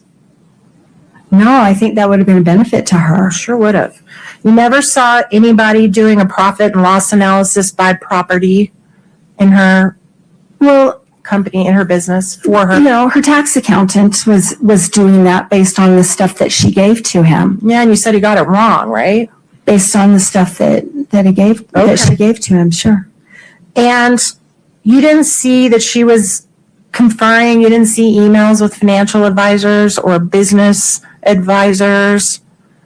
No, there's an email string between her and Matt Strong where they talk about how to reduce tax liability by retaining rental properties. And she was getting advice from him, right? Because she didn't know that stuff.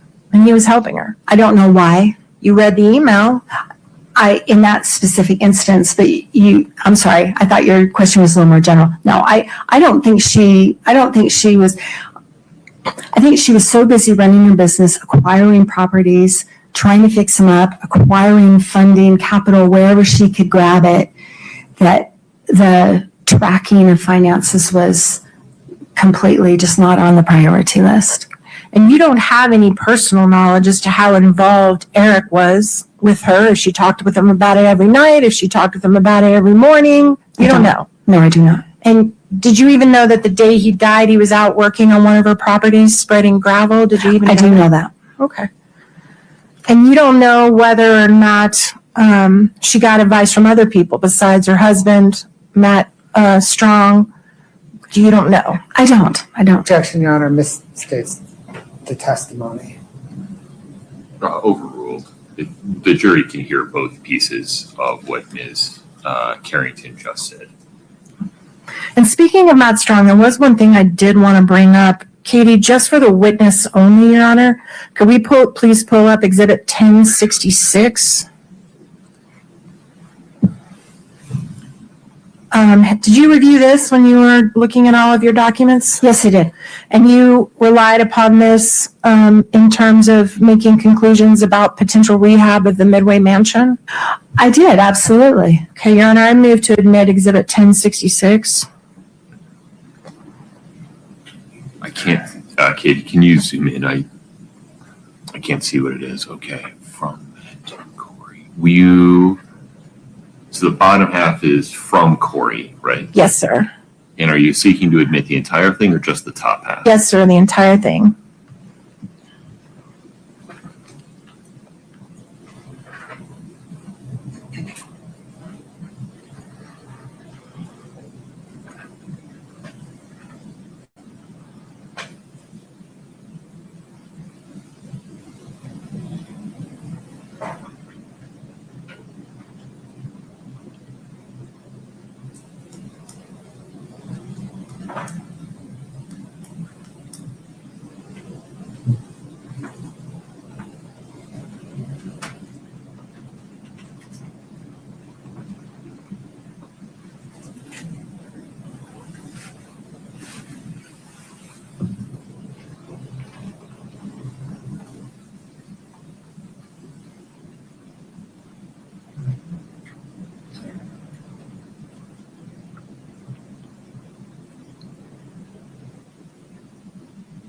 No objection, hearsay. Can we approach? Sure.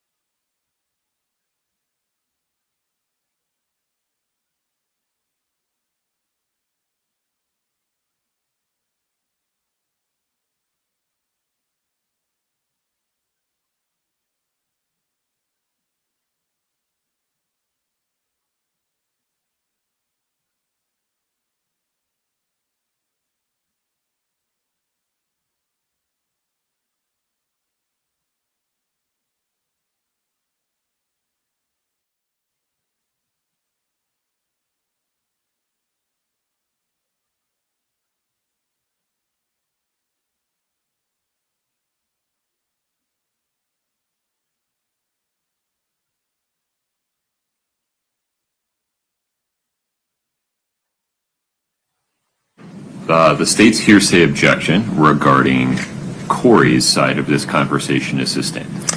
Without revealing what is in this email or commenting on what was said in the email, once you read this, plus the email that we put up on the screen that showed Ms. Richins did not have the $3 million available to rehab, is it your understanding as you were doing your analysis that there was never an intent to do a significant rehab on the Midway property?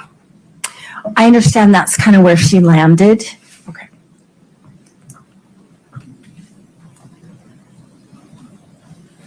Court's indulgence for just 1 minute. I'm very close. No problem.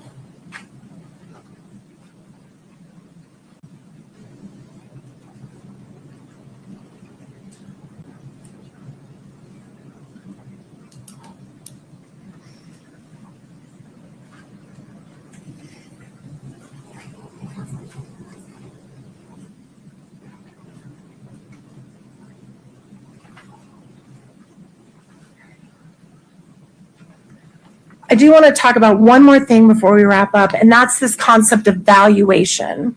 Okay. You made a statement that a house is valued at whatever someone's willing to pay it for it, right? That's not just my definition. That's the IRS, and that's Okay. business valuation 101. Certainly, if I had two houses and I decided I wanted to give you one for a great deal because I think you're great, and I said, you know what, Miss Carrington, I'm going to sell you my house for $5. Doesn't mean that my house is valued at $5. It means that's what the value you put on my house or that I put on my house, right? That's the value that you put on your house, I suppose. Yeah, Right. sure. And the county, every year, we get a little letter from the county telling us what they think our house is valued at, and that's what they tax us at, right?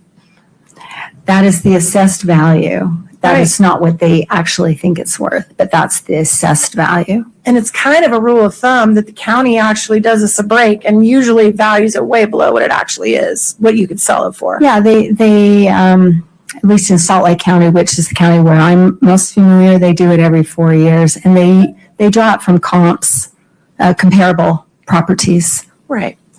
And so you're certainly not suggesting to this jury that the Midway Mansion was only worth $2.9 million just because that was the purchase price, right? I think every indicator is that it wasn't worth a whole lot more than that. Do you know what it actually ended up selling for?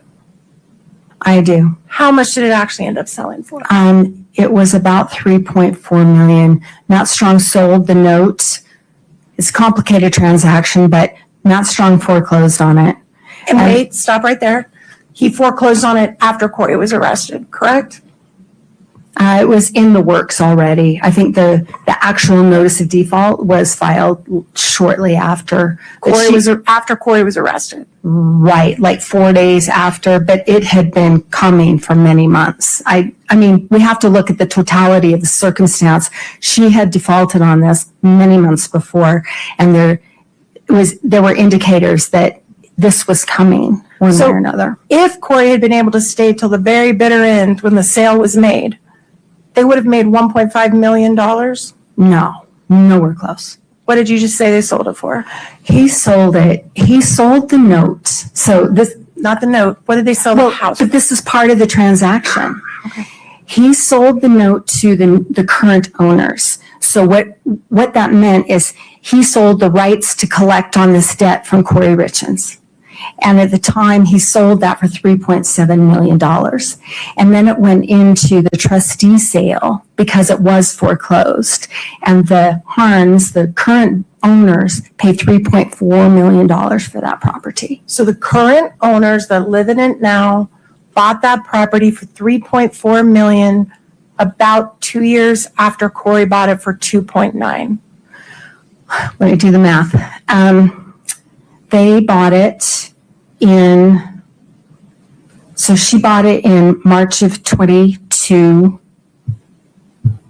I think it's a year and a half. Better. 18 months later, they Somewhere made like that. about $500,000 in profit. No. Because they bought it from themselves. Okay. What was the purchase price that it was ultimately sold for? 3.4 million, but they bought it from themselves. I understand. Do you know the condition of the property when they bought it for $3.4 million? I do. Okay. Had they rehabbed it? No. So they hadn't done anything to it and they sold it for 3.4. And they also hadn't dealt with the Armored Corps of Engineers.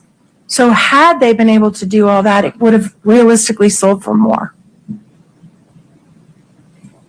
Okay, let me understand your question. If it's completed, finished, and all the issues with the wetlands and having to grow the new plants and all that stuff, if that's all, I would think it's worth more. Okay.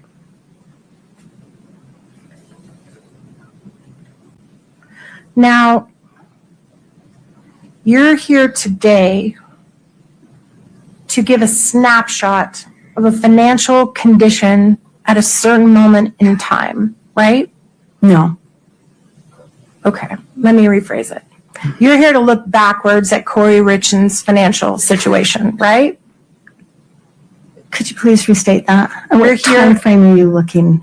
Backwards, the past. From We're here- today? From today, backwards from today, you are here to evaluate in the past what Kouri Yes. Richins' financial Okay, situation. no projections for the future. Correct. Okay, yes.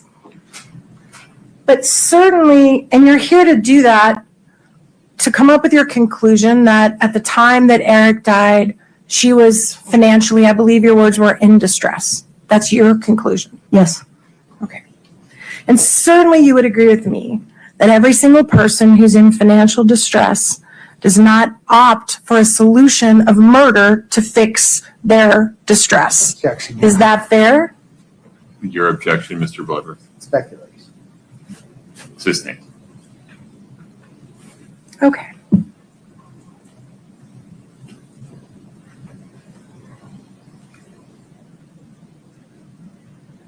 If in fact Ms. Richins was in financial distress, that does not, you're not here to say she killed her husband, are you? That's for the jury to decide. I am not making any conclusion about that at all. Because you don't have any knowledge about that at all. Well, Objection, Your Honor. That's answered. Sustained. Do you have any knowledge personally about whether or not on the night of March 3rd, Eric Richins voluntarily ingested Ms. Nestor, fentanyl? asked to answer. That question that I just asked? When she said she doesn't know anything about that, she meant she doesn't know anything about that. Okay.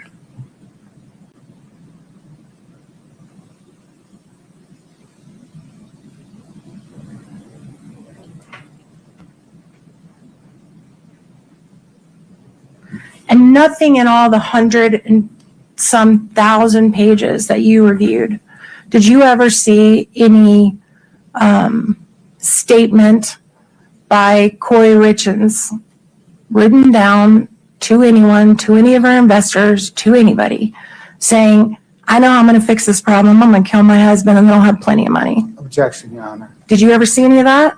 Overruled. Ms. Carrington, you can answer the question. There's an email between her and Nat Strong where she talks about the inconvenience of being married. Okay, so does that answer the question I just asked you? You've asked, I'm not trying to create anything, but you said, is there anything that indicated anything? And, I don't talk like that. So apart from an email that she sent saying it was inconvenient being married, have you ever seen any suggestion in anything in writing that Kouri's financial plan was to collect on life insurance and pay all this money off? Have you ever seen that? To collect the life insurance to pay everything off? No. Thank you.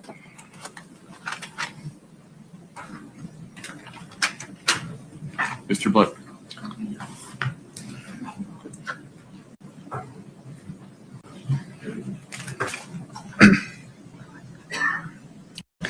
Thank you, Your Honor. Ms. Carrington, in analyzing Kouri Richins and K. Richins Realty's finance, did you see any evidence that Eric Richins or C&E was investing in her business? Not really. There's the Franson Lane house in Oakley, where I can see some checks that were paid and they indicate a draw. So they're from C&E. They get deposited into Kouri Richins' bank account. And then when she sells that project in March of 2021, that's that big spike in my graph, that orange line that's bumping along the bottom and it spikes up. As soon as she sells that Franson Lane, the Oakley house, she pays C&E $217,000. That's about what they had paid in. And the memos on the check say, draw number 1, draw number 2, and they indicate that house. And I have talked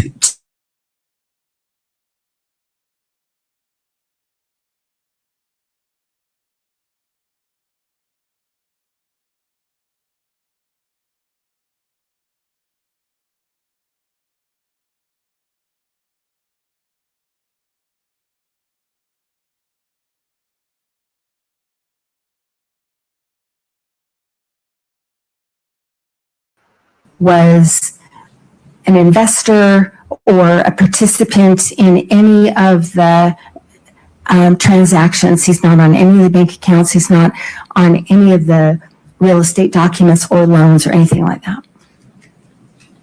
Does the accounting suggest that C&E money put into the Franson Lane project was a bailout? I don't understand what you mean. Was that money needed to see the project through to completion? It spanned the rest of the project, if that's what you mean.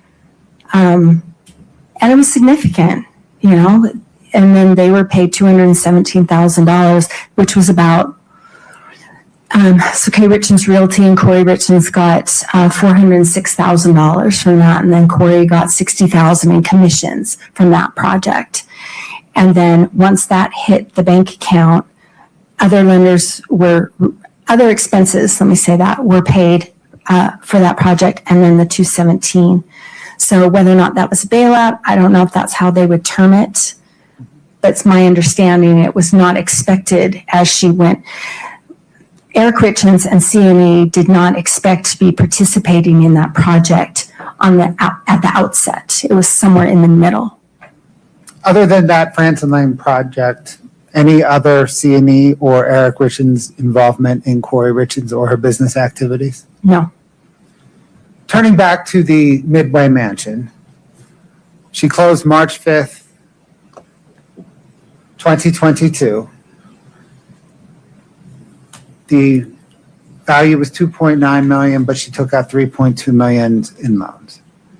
You said at some point through various trust sales, trust auctions, the house sold for $3.4 million. That's right. And before that, it was foreclosed on. Do you know when it was foreclosed on? It was foreclosed in May of 2023. So between purchase March 5th, 2022 and foreclosure on May of 2023, did the $3.2 million in debt on the house stay static? No. Did it grow? It did. The clauses in the lending agreements, for example, the loan, the $2.6 million that the Sierra West and Matt Strong loaned to her, that loan agreement says you've got 6 months to repay this $2.6 million plus 15% interest. So it's due on September 4th of 2022. That's 6 months. And then the loan agreement also says if that does not happen, then there's a 2% default fee. And then that's about $50,000 tacked onto it. And then every month after that, it's another 2% that is tacked onto it. And it's still accruing interest. So, and it's capitalized, which makes a big difference. It's not just something else that's out there. It makes the loan principal larger. So that also increases the interest. And upon default, it goes from 15%, which is already expensive, to 28%. So the whole thing just kind of blows up. So at the point Oh, no wonder why. Matt Strong and Sierra West foreclosed on Kouri Richins, how much did she owe on the Midway Mansion? Let me think back. I think it's about $3.8 million at that time that she owed, that she owed on that note. And then it grew after that, continued to grow after that. Thank you, ma'am. No further questions. Is necessary within the scope of redirect, please. Okay, you just testified that you were not aware of Eric being involved in any of the properties other than the Franson Lane. Is that right? That's right. Okay, Katie, can you please bring up 5-93D2 just for the witness?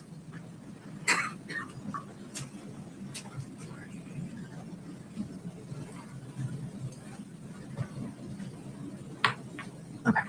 So actually, this has been admitted, Your Honor. Can we show it to the jury? Of course. So here you have Eric and C&E Masonry as a funding option for Kouri Richins. Is that correct on your own exhibit? That's correct. So that's the 2020 to 2021 time period. Right. So she bought that Franson Lane project and she was working on it in October of 2020. She ended up selling it in March of 2021. And so that's why during this time period, that's what I mean. It's the one project. I'm aware of a real estate schedule that she submitted to many of her lenders, and she includes projects that were Fox-like investments that are Eric and Cody's, his business partners, and she included them as her own, but they were not her own. Okay, so I'll get to Fox Lake in a minute. Okay. But are you aware that Eric was a lender on the Mill Creek property, that he lent $40,000? I did not see a trust deed or anything, so no, I'm not aware of that. I want to talk about this Fox Lake business that you just mentioned. Okay. This is a business that basically was a flip business as well, right? I think that was the anticipation, yes. So Eric started his own flip business with his business partner. Is that right? And they had a third partner as well. And who was that? It's like BlackRock and I'm sorry, I can't remember, but it's an LLC. It's a third party, not related to anybody we've talked about. So it's just completely separate and distinct. Okay. And do you know whether Fox Lake would have been a separate entity from CNE? I mean, like, were they a DBA or were they separate? Correct. Is that what you're saying? I have looked at that. I believe that they are separate, but So Not sure. did you evaluate Fox Lake and the value of it? the value of the company, I've looked at their bank account statements and I've traced their projects and they have nothing to do with Kouri Richins. Okay, but just bear with me. What was the value that you came up with on Fox Lake? Objection, Your Honor. Your Honor, please give me just a little bit of leeway here. A little bit. Go ahead. What was the value of Fox Lake? Okay, let me ask you to clarify your question. Are you talking about valuing their business? Just how much assets did they appear to have in your analysis of them? I know that they had a few projects, and I'm going from just their bank account statements and my 14 schedules that you have, the fours, those are every account I've looked at, and you can see that I have looked at them. The Fox Lake Investments, I know that they had a few projects. I don't know much about them because they had nothing to do with the family, Eric and Kouri Richins. They had nothing to do with her. So if there's a prenup that prohibits Kouri from recovering any assets from C&E, it wouldn't apply to Fox Lake because Fox Lake's a separate entity, correct? Objection, Your Honor. Foundation. Sustain. Is Fox Lake a separate entity from C&E? I honestly can't remember. I know that they have a separate registration, but whether they are a DBA, doing business as, and so they're under the CME, or whether they're separate, I just don't remember. Okay. And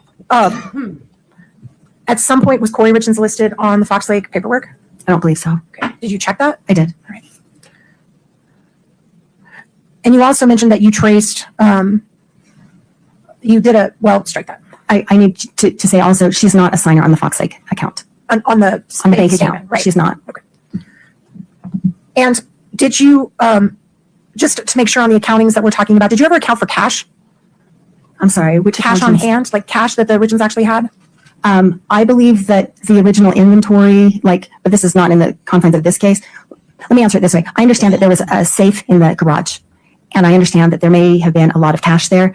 That's outside of the scope of looking at the financial statements and things. So if someone testifies to how much cash was in that safe, that is not accounted for anywhere in here in your asset evaluation. No. Okay. And you also, I know there was like $10,000 or something in a backpack or something that was part of the search warrant. okay. And that cash isn't in here either.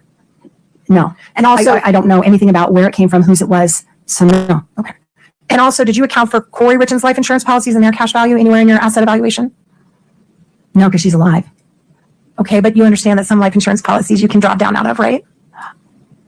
I understand what you're talking about, but I think So can you answer my question? Anywhere in your evaluation, No. did you include life insurance value that Kouri Richins holds on herself? No. All right. Did you also check on Eric Richins' life insurance policies if they were like whole life, where you can draw down out of them? they're not whole life. Okay, they're all term. Yes. And the dates of those policies, with one exception, all predated 2020 when he purchased those policies. Well, they purchased the policies in 2017, I think. Okay. Except that last one. The $100,000 one. Right. That she got right before he died. Right. Yeah. That's all I have. Thank you. No, sir. Ms. Nestor, may we release this witness? Yes. Okay. Mr. Bloodworth? Yes, sir. Ms. Carrington, you are free to go. You're released from the subpoena. Thank you very much. Okay. Your Honor, can we approach on scheduling? Of course. Wow, wow, wow, wow, wow. Don't forget, no court on Friday. Yep, no court Friday. They got to recover from today. Why are you smelling my mouth, Goofy?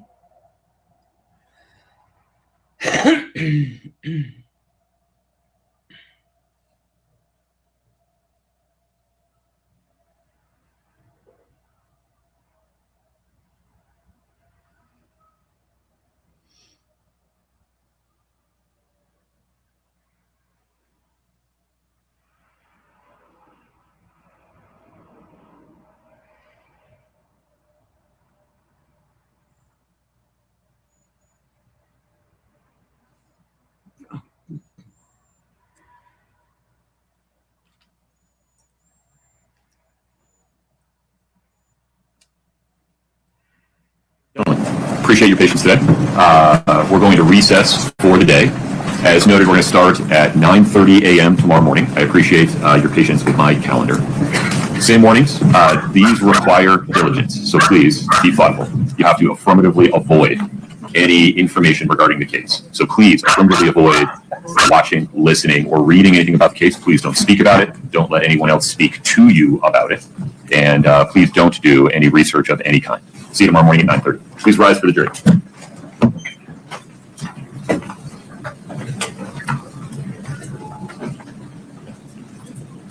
Yes, you can clear. And you're okay with end of each week? Okay. Folks, have a seat, please. One administrative issue. This applies only to the state at the moment, but will apply to the defense to the extent that you put on a defense case in chief. If you would please, at the end of this week, Mr. Bloodworth, have your team provide to Brittany a physical copy of the exhibits you've admitted so far, and then just do that at the end of each week through your case in chief. Yes, sir. Okay. And then once the defense is in their case in chief, if you would plan to do the same. That way we're not leaving it until the end. Mr. Bloodworth, anything else on the record today? Anything else on the record today? No, Your Honor. Okay. Ms. Nestor, Ms. Lewis, Mr. Ramos, anything else on the record today? No, Your Honor. All right. 9:30 a.m. tomorrow morning. Thank you for your patience. The court's in recess. Of course. We're off the record. All right, y'all. Great day. Great day. Got a lot of stuff to go over tomorrow when I do today's trial. So I will keep some of that for tomorrow so we have something to talk about. All right. Well, in the meantime, don't forget to like, share, and subscribe. And stay safe out there. Have a good night. Bye-bye.